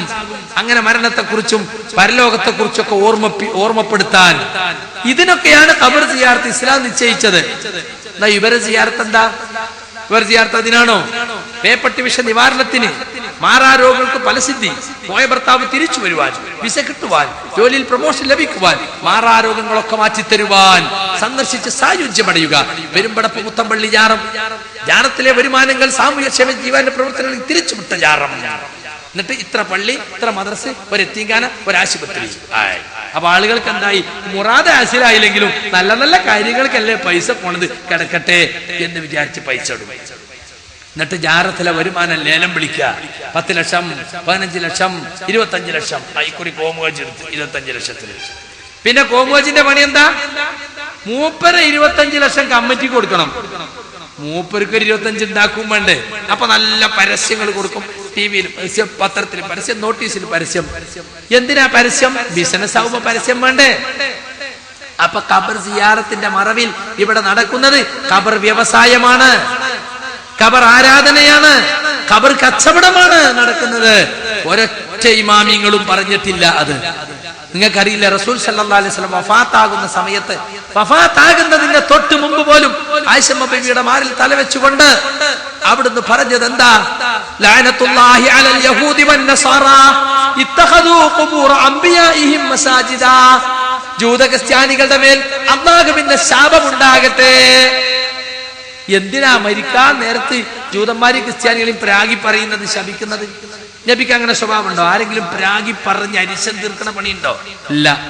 പലപ്പോഴും ശത്രുക്കളെ ശപിക്കാൻ പറഞ്ഞപ്പോ ഇന്നി ലം ഉബ്അസ ലഅനൻ, ഞാൻ ശപിക്കാൻ വേണ്ടി നിയോഗിക്കപ്പെട്ടവനല്ല എന്ന് പറഞ്ഞു ഒഴിഞ്ഞു മാറിയ പുണ്യ റസൂൽ സല്ലല്ലാഹു അലൈഹി വസല്ലം മരിക്കുന്നതിന് തൊട്ടു മുമ്പ് ആയിഷ ബീവിയുടെ മാറിൽ തലവെച്ചുകൊണ്ട് ആവർത്തിച്ചു പറഞ്ഞുകൊണ്ടിരുന്ന വാക്യം, ജൂത ക്രിസ്ത്യാനികളെ മേൽ അല്ലാഹുവിന്റെ ലഅനത്തുണ്ടാകട്ടെ, ഇത്തഖദു ഖുബൂർ അംബിയാഇ മസാജിദ, അവരവരെ പ്രവാചകന്മാരെ ഖബറുകളെ ആരാധനാ കേന്ദ്രമാക്കി. ഇതിങ്ങനെ ആവർത്തിച്ചു പറയാൻ ആയിഷ റളിയല്ലാഹു അൻഹ പറയ, എന്തിനാണ് നബിയ പറഞ്ഞതെന്നറിയോ? യുഹദ്ദിറു മാ സനഉ, അവർ പ്രവർത്തിച്ചതിനെ സംബന്ധിച്ച് തന്റെ ഉമ്മത്തിന് മുന്നറിയിപ്പ് കൊടുക്കുകയാണ്. അതുപോലെ നിങ്ങൾ ചെയ്യല്ല കേട്ടോ, എന്റെ ഖബറിനെ നിങ്ങൾ ആരാധനാ കേന്ദ്രമാക്കല്ല കേട്ടോ. ജൂതന്മാരും ക്രിസ്ത്യാനികളും നബിമാരുടെ ഖബറുകളെ, ശവകുടീരങ്ങളെ ആരാധനാ കേന്ദ്രമാക്കിയതുപോലെ എന്റെ ഖബറിനെ നിങ്ങൾ ആരാധനാ കേന്ദ്രമാക്കല്ല കേട്ടോ എന്ന് ഈ ഉമ്മത്തിന് മുന്നറിയിപ്പ് കൊടുക്കുകയായിരുന്നു. അതുകൊണ്ടാണ് റസൂലുള്ളാഹിന്റെ ഖബറ് പൊതുസ്ഥലത്ത് വെളിയിൽ എവിടെയെങ്കിലും ആക്കാതെ ആയിഷ ബീവിന്റെ പ്രൈവറ്റ് റൂമിലാക്കിയത്. രണ്ടു കാരണമുണ്ടതിന്. ഒന്ന്, ഒരു നബി എവിടെ വെച്ച് മരിച്ചോ അവിടെ തന്നെ ഖബർ വയ്ക്കുക. രണ്ടാമത്തേത്, ജനങ്ങൾ ആരാധിക്കും. പൊതുസ്ഥലത്താകുമ്പോ, പ്രൈവറ്റ് സ്ഥലത്താകുമ്പോ അതിന് സാധ്യതയല്ല. റസൂൽ സല്ലല്ലാഹു അലൈഹി വസല്ലം വഫാത്തായിട്ട് 48 കൊല്ലം കഴിഞ്ഞിട്ട് ആയിഷ റളിയല്ലാഹു അൻഹ മരിക്കുന്നത്. അവർ പറഞ്ഞത് എന്താണെന്നറിയോ? ഗൈറ അന്നി അഖ്ശാ അൻ യുത്തഖദ മസ്ജിദ, അതിപ്പോഴും ഒരു ആരാധനാ കേന്ദ്രമാക്കുമോ എന്ന് എനിക്ക് പേടിയുണ്ട് എന്നാണ്. റസൂൽ സല്ലല്ലാഹു അലൈഹി വസല്ലമയുടെ ഖബർ ആരാധിക്കുന്നത് ജൂതന്മാർക്കും ക്രിസ്ത്യാനികൾക്കും സംഭവിച്ച തെറ്റാണ്. അതിനൊക്കെ നിങ്ങൾ പോകരുത് എന്നാ പറഞ്ഞത്. ഞാൻ നേരത്തെ പറഞ്ഞു, ജൂതന്മാർക്കും ക്രിസ്ത്യാനികളിലൂടെയും ശിർക്ക് വന്ന വഴി ഒന്ന് പ്രവാചക സ്നേഹത്തിന്റെ വഴിയാണ്. അത് നമ്മളിലും വന്നു. മൗലീദുകളിലൂടെയും മാലകളിലൂടെയും പ്രവാചകനെ അമിതമായി പ്രശംസിച്ച് പ്രവാചകനെ പുകഴ്ത്തി പുകഴ്ത്തി പടച്ചവന്റെ സ്ഥാനത്തേക്ക് ഉയർത്തി പടച്ചവനോട് ചോദിക്കേണ്ടത് റസൂലിനോട് ചോദിക്കാൻ തുടങ്ങി. അപ്പോ സിറാത്തുൽ മുസ്തഖീം ഗൈറിൽ മഗ്ലൂബി അലൈഹിം വലദ്ദാലീൻ, ആ അവസ്ഥ മഗ്ലൂബിൻ അലൈഹിന്റെയും ലാലിന്റെയും വഴിയിൽ ചേർക്കല്ലേ എന്ന് പറഞ്ഞു. പക്ഷെ നമ്മൾ ഒരു വഴിക്ക് അങ്ങനെ പോയി. രണ്ടാമത് ജൂത ക്രിസ്ത്യാനികളുടെ മാർഗത്തിലേക്ക് നമ്മൾ പോയ വഴി ജാറം. അത് എവിടുന്ന് വന്നതാ? എവിടുന്ന് വന്നതാ? അത് നിങ്ങൾക്കറിയോ? റസൂൽ സല്ലല്ലാഹു അലൈഹി വസല്ലം സുഖമില്ലാതെ കിടക്കുന്ന അന്ത്യസമയം അടുത്ത ആ രോഗത്തിൽ അവിടുത്തെ പ്രിയ പത്നി ഉമ്മു സലമ റളിയല്ലാഹു അൻഹ അവർ കണ്ട ഒരു ക്രിസ്ത്യൻ പള്ളിയെ കുറിച്ച് പറയണ്ടായി. ആ പള്ളിയും ആ പള്ളിയിൽ വെച്ച രൂപങ്ങളെ പറ്റിയൊക്കെ റസൂലിനോട് പറഞ്ഞപ്പോ റസൂൽ സല്ലല്ലാഹു അലൈഹി വസല്ലം പറഞ്ഞു, ഉലൈക ഖൗമുൻ ഇദാ മാത ഫീഹിമുൽ അബ്ദു സാലിഹ് അബി റജുലു സാലിഹ് ബനു അലാ ഖബ്രിഹി മസ്ജിദ വസവ്വറു ഫീഹി തിൽക സുവർ ഉലൈക ശിറാറുൽ ഖൽഖി ഇൻദല്ലാഹ്. അവർ ക്രിസ്ത്യാനികളുടെ ഒരു വിഭാഗമാണ്. അവരെ കൂട്ടത്തിൽ ഒരു നല്ല മനുഷ്യൻ, ഒരു സ്വാലിഹായ മനുഷ്യൻ മരിച്ചു കഴിഞ്ഞാൽ അവർ അദ്ദേഹത്തിന്റെ ഖബറിനു മീതെ ഒരു ആരാധനാ കേന്ദ്രം പണിയും. എന്നിട്ട് ആരാധനാ കേന്ദ്രത്തിന് പോലെ രൂപങ്ങളും ചിത്രങ്ങളും കൊണ്ടുപോയി സ്ഥാപിക്കും. അവർ അല്ലാഹുവിന്റെ പടപ്പുകളിൽ ഏറ്റവും വൃത്തികെട്ടവരും നീചന്മാരുമാണ്. കണ്ടോ? മഹാന്മാരെ ഖബറുകൾക്ക് മീതെ ജാറം കെട്ടുന്നവർ വളരെ നീചന്മാരാണെന്നാ പറഞ്ഞത്. ഇന്നിപ്പോ ഈ പൊന്നാനിയിൽ 40 ജാറങ്ങളുണ്ടെന്നാണ് കേൾക്കുന്നത്. സൈനുദ്ദീൻ മഖ്ദൂം ജീവിച്ച കാലത്ത് ഇവിടെ ഒറ്റ ജാറല്ല. സൈനുദ്ദീൻ മഖ്ദൂമിന്റെ ഫത്വൽ മുഈൻ എടുത്തു നോക്കി നിങ്ങൾ. അതിലെന്താ പറഞ്ഞത്? ഈ സമസ്തക്കാരന്റെ പരിഭാഷയിൽ തന്നെ കാണാം, ഖബർ കളച്ചു മറിക്കപ്പെടുമെന്നോ, വന്യജീവികൾ മാന്തുമെന്നോ, വെള്ളപ്പൊക്കം മൂലമോ മറ്റോ ഖബറിന് നാശം സംഭവിക്കുമെന്നോ കണ്ടാൽ ഖബറിന് ചുറ്റും അല്പം പടുക്കുന്നതിന് വിരോധമില്ല. ഈ വക യാതൊരു ഭയവും ഇല്ലെങ്കിൽ പൊതുസ്ഥലത്ത് ഖബർ കെട്ടിപ്പടുക്കുന്നത് ഹറാമാകുന്നു. ആരെങ്കിലും അങ്ങനെ കെട്ടിപ്പടുത്താൽ അത് പൊളിച്ചു നീക്കൽ ഫർളാകുന്നു. ആരാ പറഞ്ഞത്? ശൈഖ് സൈനുദ്ദീൻ മഖ്ദൂം. അദ്ദേഹം പറഞ്ഞതാ. അദ്ദേഹത്തിന് ഫത്വൽ മുഈൻ ഉള്ളതാ. ഖബർ കളച്ചു മറിക്കപ്പെടുമെന്ന് ഒരൊറ്റപ്പെട്ട ഖബർ അപ്പുറത്ത് കൃഷിസ്ഥലാണെങ്കിൽ ട്രാക്ടർ കൊണ്ടൊന്ന് ഇങ്ങനെ മറിക്കും, അല്ലെങ്കിൽ പിന്നെ കാലികളെ കൊണ്ട് ഇങ്ങനെ ഉഴുതു മറിക്കും. അങ്ങനെ പേടിയുണ്ടെങ്കിൽ ഇവിടെ ഒരു ഖബർ ഉണ്ട് എന്ന് മനസ്സിലാക്കാൻ ഒരു വരി കല്ലിങ്ങനെ വെക്കുക. അതുപോലെ വെള്ളപ്പൊക്കം മൂലം നാശം സംഭവിക്കും. പുഴക്കരയിലോ കടൽക്കരയിലോ ഒക്കെയാണ് ഖബറെങ്കിൽ വെള്ളം ഇങ്ങനെ അടിച്ച് വന്നിട്ട് മണ്ണങ്ങ് നീങ്ങിപ്പോയാ ഖബറുണ്ട് എന്ന് തിരിയാണ്ടാവും. അങ്ങനത്തെ സ്ഥലത്തും ഒരു വരി കല്ല് വെക്കാം, മണ്ണ് മുഴുവൻ നീങ്ങിപ്പോകാതെ ഇവിടെ ഒരു ഖബറുണ്ട് എന്ന് മനസ്സിലാക്കാൻ. ഈ വക യാതൊരു ഭയവും ഇല്ലെങ്കിൽ പൊതുസ്ഥലത്ത് ഖബർ കെട്ടിപ്പടുക്കുന്നത് ഹറാമാകുന്നു. കള്ളുകുടി ഹറാം, വ്യഭിചാരം ഹറാം, അങ്ങനത്തെ ഹറാമാണ്. പൊതു ഖബർസ്ഥാനിൽ ഖബർ കെട്ടിപ്പടുക്കൽ. കണ്ടോ? ശാഫി മദ്ഹബിൽ മാത്രമേ പൊതു ഖബർസ്ഥാൻ, സ്വന്തം മിൽക്കിലെ ഖബർസ്ഥാന് വ്യത്യാസമുള്ളൂ. മറ്റു മദ്ഹബുകളിൽ അതുമില്ല. എവിടെയാകട്ടെ ഖബർ ഒരിച്ചാൽ മാത്രമാണ് ഉയർത്തേണ്ടത്. അതാണ് ഇമാം ഷാഫി റഹ്മത്തുള്ളാഹി അലൈഹിയുടെയും അദ്ദേഹത്തെ അനുകൂലിക്കുന്നവരെയും മദ്ഹബ്. ഇന്ന സുന്നത അന്നൽ ഖബറ ലാ യുർഫഉ അലൽ അർളി റഫ്അൻ കസീറൻ വലാ യുസന്നമു വഹാദാ മദ്ഹബു ശാഫിഈ വമൻ വാഫഖഹു. ശറഹ് മുസ്ലിമിൽ ഇമാം നവവി പറഞ്ഞു, ഖബർ ഈ ഭൂമിയുടെ നിദാനത്തിൽ നിന്നും ഏതാണ്ട് ഒരു ചാൺ മാത്രം ഉയർത്തപ്പെടുക, അതാണ് പ്രവാചക ചര്യ. അതിന്റെ മുകൾ ഭാഗം കൂർപ്പിച്ചു വെക്കാതിരിക്കുക, പരത്തിയിടുക, അതാണ് നബിചര്യ.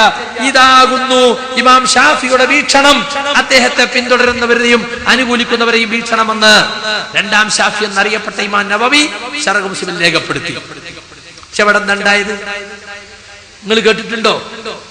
നിങ്ങൾ കേട്ടിട്ടോ ഏതെങ്കിലും ഒരു പണ്ഡിതൻ എന്റെ ഖബർ കെട്ടിപ്പടുക്കി എന്ന് പറഞ്ഞിട്ടുണ്ടോ? അപ്പൊ സൈനുദ്ദീൻ മഖ്ദൂമിന്റെ ഖബറിന്റെ മീതെ ജാറല്ല. എന്താ അദ്ദേഹത്തിന് വസിയത്തുണ്ടെന്നാ കേൾക്കുന്നത്, എന്റെ ഖബറിന് മീതെ ജാരം കെട്ടരുത്.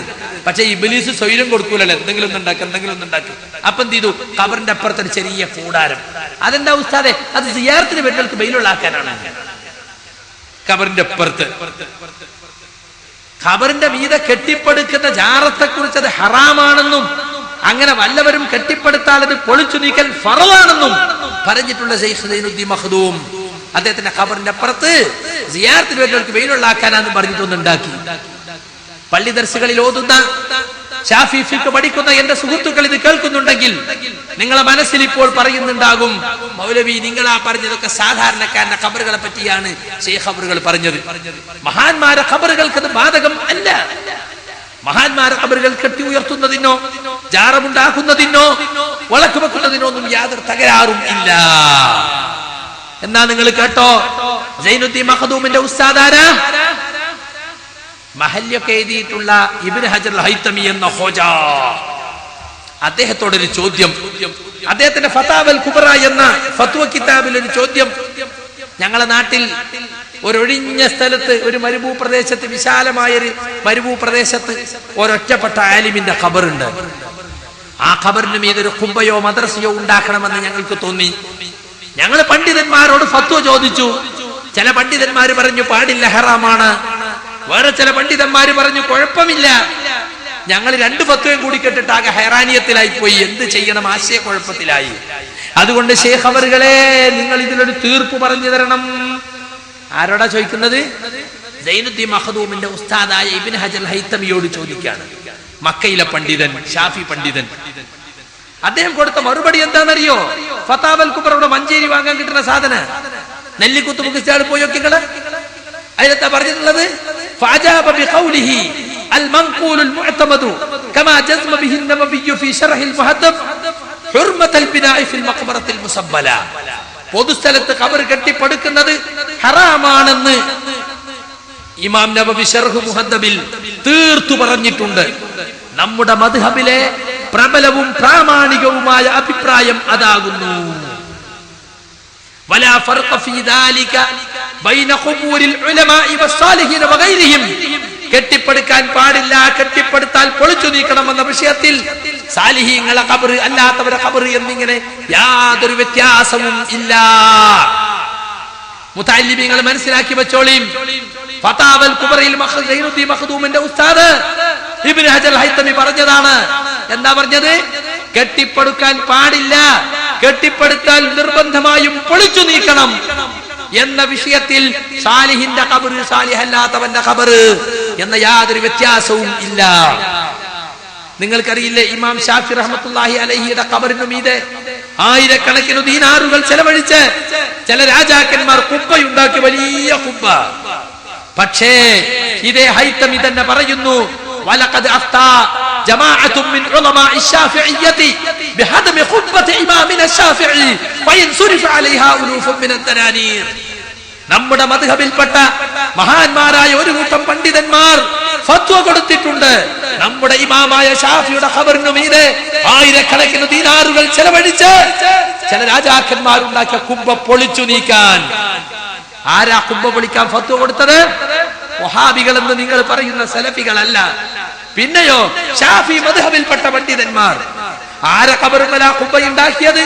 മഹാന്മാരിൽ കൂട്ടത്തിൽ മഹാൻ എന്ന് നമ്മളൊക്കെ വിശ്വസിക്കുന്ന ഇമാം ഷാഫി റഹ്മത്തുള്ളാഹി അലൈഹിയുടെ ഖബറിന് മീതെ. കണ്ടോ?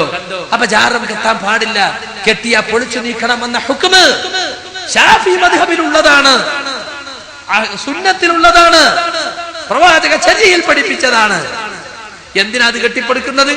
അവിടെ പോയി പ്രാർത്ഥിക്കാൻ, ഖബറിലുള്ളവരോട് ദുആ ചെയ്യാൻ അല്ലേ? ഖബർ സിയാറത്ത് ചെയ്യുന്ന അതിനാണല്ലോ, ഖബറിലുള്ളവരോട് പ്രാർത്ഥിക്കാൻ. അപ്പോ ഒരിക്കലും തന്നെ പ്രവാചകൻ സല്ലല്ലാഹു അലൈഹി വസല്ലമ പഠിപ്പിച്ചതല്ല ഇത്. എന്നിട്ടും ആളുകൾ ഖബറുകൾ കെട്ടി ഉയർത്തി ഖബറിലുള്ള മഹാന്മാരെ വിളിച്ചു തേടുന്നു, അവിടെ ചെന്ന് സങ്കടങ്ങൾ പറയുന്നു. നിങ്ങൾ നോക്കൂ, ഒരു നമസ്കരിക്കാൻ നിന്ന ആൾക്ക് ഉള്ളതിലേറെ ഭക്തിയും താഴ്മയും വിധേയത്വവും അവിടെ നമുക്ക് യാത്രയിൽ പോയാൽ കാണാൻ സാധിക്കും. കണ്ണുകൾ നിറഞ്ഞൊഴുകുന്നു, അവിടെ വാക്കുകൾ ഇടറിപ്പോകുന്നു, ശബ്ദമിടറിപ്പോകുന്നു, കാലുകൾ വിറക്കുന്നു. കാരണം എന്താ? ഒരു മഹാന്റെ മുമ്പിലാണ് ഞാൻ നിൽക്കുന്നത്, ആ മഹാൻ എന്നെ കാണുന്നുണ്ട്, അറിയുന്നുണ്ട്, എന്റെ മനസ്സ് വായിക്കുന്നുണ്ട്, എന്നെ അഭൗതികമായ നിലക്ക് സഹായിക്കാൻ ഇയാൾക്ക് സാധിക്കും എന്ന വിശ്വാസം. വാസ്തവത്തിൽ ഒരു ബിംബത്തിന്റെ മുമ്പിൽ നിൽക്കുന്ന ആൾക്കും ഉള്ള വിശ്വാസം ഇതന്നെയല്ലേ? ഒരു ജാറത്തിന്റെ മുമ്പിൽ നിൽക്കുന്ന ആൾക്ക് വിശ്വാസത്തിന് തുല്യമായ വിശ്വാസം. ബിംബം എന്നത് കല്ലുകൊണ്ടോ മരം കൊണ്ടോ ഒരു ശില്പി കൊത്തിയുണ്ടാക്കിയതാണ്. അതിന് കേൾക്കാൻ കഴിയില്ല, കാണാൻ കഴിയില്ല എന്ന് ബിംബത്തെ ആരാധിക്കുന്നവർക്കും അറിയാം. പിന്നെന്തിനാ ബിംബം വെക്കുന്നത്? ബിംബത്തെ കണ്ണിറയെ കാണുമ്പോൾ അതൊരു മഹാന്റെ ബിംബമാണ്, ആ മഹാന്റെ ചിത്രം മനസ്സിൽ തെളിഞ്ഞു വരും, അദ്ദേഹത്തിന്റെ മഹത്വം മനസ്സിൽ മിന്നിമറയും. അദ്ദേഹത്തെ കണ്ണിറയെ കാണുന്നത് പോലെ കണ്ടുകൊണ്ട് അദ്ദേഹത്തോട് സങ്കടം പറയാൻ, അദ്ദേഹത്തെ വിളിച്ചു തേടാൻ സാധിക്കും. അപ്പൊ മനസ്സിന് കൂടുതൽ ഏകാഗ്രത കിട്ടും. ഇതിനു വേണ്ടിയാ ബിംബം വെക്കുന്നത് അല്ലേ? എന്നാൽ റസൂൽ സല്ലല്ലാഹു അലൈഹി വസല്ലം പറഞ്ഞത് എന്താ? അല്ലാഹുമ്മ ലാ തജ്അൽ ഖബ്രി വസനൻ യുഅബദു. അല്ലാഹുവേ, എന്റെ ഖബറിനെ ആരാധിക്കപ്പെടുന്ന ബിംബമാക്കല്ലേ. ഖബറിനെ ആരാധിച്ചാൽ, ഖബറിന് ഇബാദത്തെടുത്താൽ അത് ബിംബത്തിന് ഇബാദത്തെടുക്കുന്നത് പോലെയാണ്. എന്താ ഇബാദത്ത്? ഖബറിലേക്ക് വേണ്ടി നിസ്കരിക്കണം എന്നില്ല. പിന്നെയോ ഖബറിലുള്ളവരോട് ദുആ ചെയ്താൽ മതി, രക്ഷിക്കണേ, സഹായിക്കണേ. ഇത് മരിച്ച ഇയാൾ കേൾക്കും എന്ന് വിശ്വസിച്ചാൽ തന്നെ ശിർക്കായി.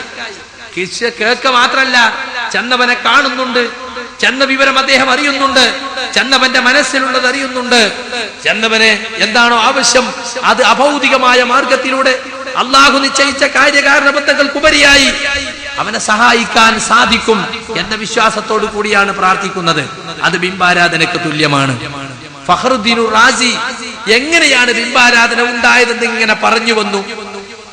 എന്നിട്ട് പറയാണ്, വനദീറുഹു ഫീ ഹാദാ സമാൻ, ഇതിന് തുല്യം തന്നെയാണ് നമ്മുടെ ഈ കാലഘട്ടത്തിൽ നടന്നുകൊണ്ടിരിക്കുന്നത്. എന്താ നടന്നുകൊണ്ടിരിക്കുന്നത്? ഇസ്തിഗാലു കതീരിൻ മിനൽ ഖൽഖി, ധാരാളം ആളുകൾ ഏർപ്പെട്ടിട്ടുള്ള കാര്യം അതെന്താ? ബിതഅലീമി ഖുബൂരിൽ അകാബിർ, മഹാന്മാരെ ഖബറുകളെ വന്ദിക്കുന്നു, ആദരിക്കുന്നു. എന്താണ് അവരുടെ വിശ്വാസം? അൽഇഅ്തിഖാദി അന്നഹും ബിദാ അല്ലമു ഖുബൂറഹും, അവർ ഇവരെ ഖബറുകളെ ബഹുമാനിച്ചാൽ ഫഇന്ന ഉലൈകൽ അകാബിർ യകൂറുന ശുഫാഅലഹും ഇൻദല്ലാഹ്, ആ മഹാന്മാർ, ഖബറിൽ കിടക്കുന്ന മഹാന്മാർ നാളെ അല്ലാഹുവിന്റെ അടുക്കൽ ഞങ്ങൾക്ക് ശുപാർശക്കാരായി വരും എന്ന വിശ്വാസത്തോടു കൂടി ഖബറുകളെ വന്ദിക്കുന്നത്, ഖബറുകളെ ബഹുമാനിക്കുന്നത് അത് ബിംബാരാധനയ്ക്ക് തുല്യമാണെന്ന് ആരാ പറഞ്ഞത്? ഇവർ അങ്ങേയറ്റം ബഹുമാനിക്കുന്ന റാസി, ഫഖറുദ്ദീൻ റാസിയാണ് അദ്ദേഹത്തിന്റെ തഫ്സീറിൽ പറഞ്ഞിട്ടുള്ളത്. കണ്ടില്ല നിങ്ങൾ? അപ്പൊ വളരെ വ്യക്തമാണ് വിഷയം. ഖബർ ആരാധന ബിംബാരാധനയ്ക്ക് തുല്യമാണ്. ചില ആളുകൾ ചോദിക്കാറുണ്ട്, റസൂലിന്റെ ഈ പ്രാർത്ഥനയ്ക്ക് ഉത്തരം കിട്ടിയിട്ടുണ്ടോ? അല്ലാഹുമ്മ ലാ തജ്അൽ ഖബ്രി വസനൻ യുഅബദു, എന്റെ ഖബറിനെ ആരാധിക്കപ്പെടുന്ന ബിംബമാക്കല്ലേ എന്ന റസൂലിന്റെ ദുആ അല്ലാഹു സ്വീകരിച്ചിട്ടുണ്ടോ? ഉത്തരം ചെയ്തിട്ടുണ്ടോ? ഉണ്ടെന്നാണ് ഇമാം ഇബ്നുൽ ഖയ്യിം അദ്ദേഹത്തിന്റെ നൂനിയത്ത് എന്ന് പറയുന്ന കവിതയിൽ എടുത്തു പറയുന്നത്. എങ്ങനെയാ ഉത്തരം കിട്ടിയത്? ഖബറിനെ ജനങ്ങളുടെ കണ്ണിൽ നിന്നും മറച്ചു വെച്ചു. റസൂലുള്ളാഹി സ്വല്ലല്ലാഹു അലൈഹി വസല്ലം ഖബർ കണ്ടവരാരും ഇന്ന് ജീവിച്ചിരിപ്പില്ല. കഴിഞ്ഞ നൂറ്റാണ്ടിൽ, അതിന്റെ മുമ്പത്തെ നൂറ്റാണ്ടിലോ ഇല്ല. കാരണം എന്താ? മറബു ചെയ്തത് ആയിഷ ബീവിന്റെ പ്രൈവറ്റ് റൂമിൽ. 48 കൊല്ലത്തിന് ശേഷം ആയിഷ റളിയല്ലാഹു അൻഹ വഫാത്തായി. അപ്പോൾ അവരുടെ താമസം അവിടുന്ന് കഴിഞ്ഞപ്പോ ആ ഖബറിന്റെ, ആ വീടിന്റെ ചുമര് വളരെ ഭദ്രമാക്കി മറച്ചു, മുകൾ ഭാഗവും അടച്ചു, ആർക്കും കാണാൻ കഴിയാതാക്കി. കണ്ട, കാണുമ്പോഴാണല്ലോ ആരാധനയ്ക്ക് കൂടുതൽ സാധ്യത ഉണ്ടാകുന്നത്. പിന്നെന്തു ചെയ്തു? ആ ഭാഗത്തേക്ക് സഹാബിമാരും പള്ളി വിപുലീകരിച്ചില്ല. മദീന പള്ളി വികസിപ്പിച്ചപ്പോ മറ്റ് 3 ഭാഗത്തേക്കും വികസിപ്പിച്ചു. റസൂലുള്ളാഹിന്റെ ഭാര്യമാരെ വീടുകൾ നിൽക്കുന്ന ഹുജറാത്ത്, ആ ഭാഗത്ത്, അതിലാണല്ലോ റസൂലിന്റെ ഖബറുള്ളത്, അവിടേക്ക് പള്ളി വിപുലീകരിച്ചില്ല. പക്ഷെ വലീദ് ഇബ്നു അബ്ദുൽ മലിക് എന്ന ഉമവി ഖലീഫ മദീന പള്ളി വിപുലീകരിച്ചപ്പോൾ ആ ഭാഗത്തേക്കും വിപുലീകരിക്കാൻ തീരുമാനിച്ചു. എന്താ സംഭവിച്ചത്? ആ ഭാഗം പള്ളിയിലെ ഉള്ളിലായി പോയി. റസൂലുള്ളാഹിനെ മറവ് ചെയ്തത് പള്ളിക്കകത്താണോ എന്ന് തോന്നിപ്പോകുന്ന അവസ്ഥയുണ്ടായി. അന്ന് സഹാബികൾ ആരും മദീനയിലില്ല. മദീനയിലെ താബിഈ പണ്ഡിതൻ സഈദ് ഇബ്നുൽ മുസയ്യിബ് റഹിമഹുല്ലാഹ് പൊട്ടി പൊട്ടി കരഞ്ഞുവെന്ന് ചരിത്രത്തിൽ കാണാം. എന്നിട്ട് സുഹൃത്തുക്കളെ, വലീദ് എന്തു ചെയ്തു? ആ ഭാഗം പള്ളിയിൽ ഉൾപ്പെടുത്തിയപ്പോ ഇത് പള്ളിയിൽപ്പെട്ട സ്ഥലമല്ല എന്ന് കാണിക്കാൻ റസൂലുള്ളാഹിന്റെ ഭാര്യമാരെ വീടുകൾ നിൽക്കുന്ന ഹുജറാത്തിനെ മുഴുവൻ ഉൾക്കൊള്ളുന്ന ഒരു വൻമതിൽ ഉണ്ടാക്കി. 5 കോണുള്ള മതിൽ, പഞ്ചകോൺ മതിൽ. അപ്പൊ രണ്ടാമത്തെ മറിയായി. പിന്നീട് ആ ചുമരുമ്പൽ ആളുകൾ തൊടാതിരിക്കാൻ പിൽക്കാലത്ത് ഒരു ഗ്രില്ലുണ്ടാക്കി ചുമരിന്റെ അപ്പുറത്ത്. എന്നിട്ട് അതിന്റെ ഉള്ളിൽ ഒരു വിരിയും ഇട്ടു. ഈ 3 മറകൾ കൊണ്ട് പ്രവാചകൻ സല്ലല്ലാഹു അലൈഹി വസല്ലം ഖബറിനെ ജനദൃഷ്ടിയിൽ നിന്നും അല്ലാഹു മറച്ചു വെച്ചു. അതുകൊണ്ട് ആ പ്രാർത്ഥനയ്ക്ക് ഉത്തരം കിട്ടി എന്നാണ് നൂനിയത്ത് എന്ന കവിതയിൽ അല്ലാമ ഇബ്നുൽ ഖയ്യിം റഹ്മത്തുള്ളാഹി അലൈഹി പറയുന്നത്. അത് നൂനിയ കവിതയിൽ അദ്ദേഹം പറയാണ്, വദആ ബി അല്ലാ യുജ്അലൽ ഖബ്റുല്ലദി ഖദ് ലമ്മഹു വതനം മിനൽ ലൗസാനി. അല്ലാഹുവിന്റെ റസൂൽ ദുആ ചെയ്തു, എന്റെ ഖബറിനെ ബിംബങ്ങളിൽപ്പെട്ട ഒരു ബിംബമാക്കല്ലേ എന്ന് അല്ലാഹുവിനോട് ദുആ ചെയ്തു. ഫഅജാബ റബ്ബുൽ ആലമീന ദുആഅഹു. അപ്പോൾ റബ്ബുൽ ആലമീൻ അദ്ദേഹത്തിന്റെ ദുആക്ക് ഇജാബത്ത് കൊടുത്തു, ഉത്തരം നൽകി. എന്താ ഉത്തരം കൊടുത്തത്? ഫഅഹതഹു ബിസലാസത്തിൽ ജുദ്റാനി. 3 ചുമരുകൾ കൊണ്ട് റസൂലുള്ളാഹി സ്വല്ലല്ലാഹു അലൈഹി വസല്ലമയുടെ ഖബറിനെ ജനങ്ങളുടെ കണ്ണിൽ നിന്നും അല്ലാഹു മറച്ചു വെച്ചു. ഖബർ കാണുന്നേ ഇല്ല. കണ്ടോ, ഇങ്ങനെ ഉത്തരം കിട്ടി എന്നാ പറയുന്നത്. എന്നാൽ ഇന്ന് പലരും മോഹിപ്പിക്കുന്നത് എന്താ? ഞങ്ങളെ കൂടെ ഹജ്ജിന് വന്നോ, റസൂലുള്ളാഹിന്റെ റൗള കാണാ. റൗള എന്ന് പറഞ്ഞ ഖൗമിന്റെ വിചാരം, ഖൗമിനെ മുസ്ലിയാക്കന്മാര് പഠിപ്പിച്ചിട്ടത് അത് ഖബറാണെന്നാണ്. ഒരിക്കലും റൗള ശരീഫ് എന്ന് പറയുന്നത് ഖബറല്ല. പിന്നെയോ എന്താണ് റൗള? പഠിച്ചു വെച്ച മുസ്ലിമേ, റസൂലുള്ളാഹിന്റെ ഹദീസ് പഠിച്ചു വെച്ചോ. മാ ബൈന ബൈതി വ മിൻബരി റൗളത്തും മിൻ റിയാദിൽ ജന്ന. എന്റെ വീടിനും എന്റെ മിമ്പറിനും ഇടയിലുള്ള സ്ഥലം അത് സ്വർഗത്തോപ്പുകളിൽപ്പെട്ട സ്വർഗത്തോപ്പാണ്, റൗളയാണ്. മദീന പള്ളിയിൽ പോയവർക്കറിയാം, റസൂലുള്ള താമസിച്ചത് മദീന പള്ളിയുടെ ചെരുവിലാണ്. ആ പള്ളിയുടെ ചെരുവിലുള്ള റസൂലിന്റെ വീട്ടിൽ നിന്നും മിമ്പറിലേക്ക് റസൂൽ ധാരാളം നടന്നു വന്ന സ്ഥലം, ഒരുപാട് തവണ ജിബ്രീൽ വന്ന സ്ഥലം, ആ സ്ഥലം പ്രത്യേകം കാർപ്പറ്റിട്ട് വേർതിരിച്ചിട്ടുണ്ട്. അതാണ് റൗള ശരീഫ്, ഖബറല്ല. ഖബറല്ല റൗള ശരീഫ്. മദീന പള്ളിയിൽ പോയി റൗളയിൽ നിസ്കരിക്കണം എന്ന് പറഞ്ഞാൽ ഈ സ്ഥലത്ത് നിസ്കരിക്കലാണ്. പക്ഷെ ജമാഅത്ത് നടക്കുമ്പോ റൗളയും വിട്ട് പിന്നെയും കുറച്ച് മുമ്പിലാണ് മിഹ്റാബ് ഉള്ളത്. അതുകൊണ്ട് 1ാമത്തെ സഫിലേക്ക് നീങ്ങി നിൽക്കണം. കഴിയുമെങ്കിൽ ഇമാമിനോട് തൊട്ടടുത്ത് നിൽക്കണം, അല്ലെങ്കിൽ അതിനടുത്ത് അങ്ങനെ നിൽക്കണം. അതാണ് റൗള. മുസ്ലിയാക്കന്മാര് പറയും, വഹാബികളൊപ്പം ഹജ്ജിന് പോയ റസൂലിന്റെ റൗള കാണൂലട്ടോ, ഞങ്ങളൊപ്പം പോന്നോ. പറയുന്നത് കേട്ടാത്തൊന്ന് ബരങ്ങ് ചെന്ന സ്പെഷ്യൽ താക്കോല് കൊണ്ടുവന്നിട്ട് തുറന്നിട്ട് റസൂലിന്റെ ഖബർ ഇങ്ങനെ എല്ലാവർക്കും കാണിച്ചു കൊടുക്കുന്ന കണ്ട ഒരൊറ്റ മനുഷ്യണ്ടോ സുഹൃത്തുക്കളെ? ആരും കാണൂല. റസൂലുള്ളാഹിന്റെ ഖബർ കണ്ടവരാരുന്നില്ല. മദീന പള്ളി നിങ്ങൾ റസൂലുള്ളാഹിക്കും അപ്പുറത്ത് 2 ഖബറുകൾ കൂടി അതിലുണ്ട്. അബൂബക്കർ സിദ്ദീഖ് എന്നവരെ ഖബർ, ഉമർ ഫാറൂഖ് എന്നവരെ ഖബറുണ്ട്. ആ 3 ഖബറിനും കൂടി 3 സലാം പറഞ്ഞിട്ട് പോകാം. കഴിയത്താവുന്ന ദൂരത്ത് പോലില്ല, ദൂരത്ത് ഇങ്ങനെ ആ പറഞ്ഞ ഗ്രില്ലിനുള്ളിലെ വിരി ഇങ്ങനെ കാണാൻ. അതിൻ്റെ ഉള്ളിൽ പിന്നൊരു ചുമര്, അതിൻ്റെ ഉള്ളിൽ പിന്നെയൊരു ചുമര്. ആര് കണ്ടു? മേലെ കൂടി വന്നാലും കാണൂല, അടച്ചിരിക്കുന്നു. കണ്ടില്ലേ? അപ്പൊ ആരും കണ്ടിട്ടില്ല. സംഹൂതി പറയുന്നുണ്ട്, ഒരിക്കൽ ആ ഖബർ നിൽക്കുന്ന ആയിഷ ബീബിന്റെ വീടിന്റെ ചുമര് കേടുവന്നു, എന്തോ അപകടത്തിൽപ്പെട്ടിട്ട്. അപ്പൊ ഞാനൊന്നിങ്ങനെ പോയി ഏന്തി നോക്കി, അതിന്റെ മൂലൊക്കെ കൂടി. കൃത്യമായിട്ട് മൂപ്പരും കണ്ടിട്ടില്ല. ഈ 3 ഖബർ എങ്ങനെയാ നിൽക്കുന്നത്? അബൂബക്കർ സിദ്ദീഖിന്റെ, ഉമർ ഫാറൂഖിന്റെ, റസൂലിന്റെ ഖബർ 3 ഖബറുണ്ട് അതിനുള്ളില്. 3ഉം ഒരേ ലെവലിലാണോ? അതല്ല, ഒന്ന് താന്നിട്ടും 2 പൊന്തിയിട്ടുമാണോ? അല്ല, നബിന്റെ ഖബർ നേരെ മുകളില്, നബിന്റെ ചുമലിന്റെ അവിടുന്ന് അബൂബക്കർ സിദ്ദീഖ് തല തുടങ്ങുന്നു, അബൂബക്കർ സിദ്ദീഖിന്റെ ചുമലിന്റെ ഉമർ, അങ്ങനെയാണോ? ഇങ്ങനെ 3 അഭിപ്രായം എഴുതിയിരിക്കുന്നു നബവി. 3 രൂപത്തിലും ആകാം. കണ്ടെഴുതാൻ പറ്റിയതാണെങ്കിൽ നേരെ എഴുതി വെച്ചാ പോരെ. 3 അഭിപ്രായം കൊടുത്തിട്ട് മുന്തിയ അഭിപ്രായം ഇതാന്ന് പറയാൻ നിൽക്കണോ? അപ്പൊ നബവി ഇമാമ് കണ്ടിട്ടില്ല, ആരും കണ്ടിട്ടില്ല, ആരും കാണാനും കഴിയില്ല. ഇന്നിങ്ങനെ തള്ളി തള്ളി തള്ളി ഇങ്ങനെ അങ്ങ് പോകുമ്പോ ഒരു ഓട്ടുണ്ട്. ആദ്യ തോട്ടിൽ റസൂലിന് സലാം പറയാ, തൊട്ടടുത്ത തോട്ടിൽ അബൂബക്കർ സിദ്ദീഖ് സലാം പറയാ, തൊട്ടടുത്ത തോട്ടിൽ ഉമർ ഖത്താബിന് സലാം പറയാ. അത്ര തന്നെ. അസ്സലാമു അലൈക യാ റസൂലല്ലാഹ്, അസ്സലാമു അലൈക യാ അബൂബക്കർ സിദ്ദീഖ്, അസ്സലാമു അലൈക യാ ഉമർ ഫാറൂഖ് എന്ന് പറഞ്ഞ് കടന്നു പോവുകയല്ലാതെ വേറെ ഒന്നുമില്ല അവിടെ. പക്ഷെ പല ആളുകളും ഹജ്ജിന് പോണ എന്തിനാന്നറിയോ? ഇവിടെ ഒരുപാട് ജാറങ്ങൾ കയറി ഇറങ്ങി മുറാദുകൾ ഹാസിലായില്ല. അത് റസൂലിനോടൊന്ന് ചോദിക്കാൻ വേണ്ടിയാ പോകുന്നത്.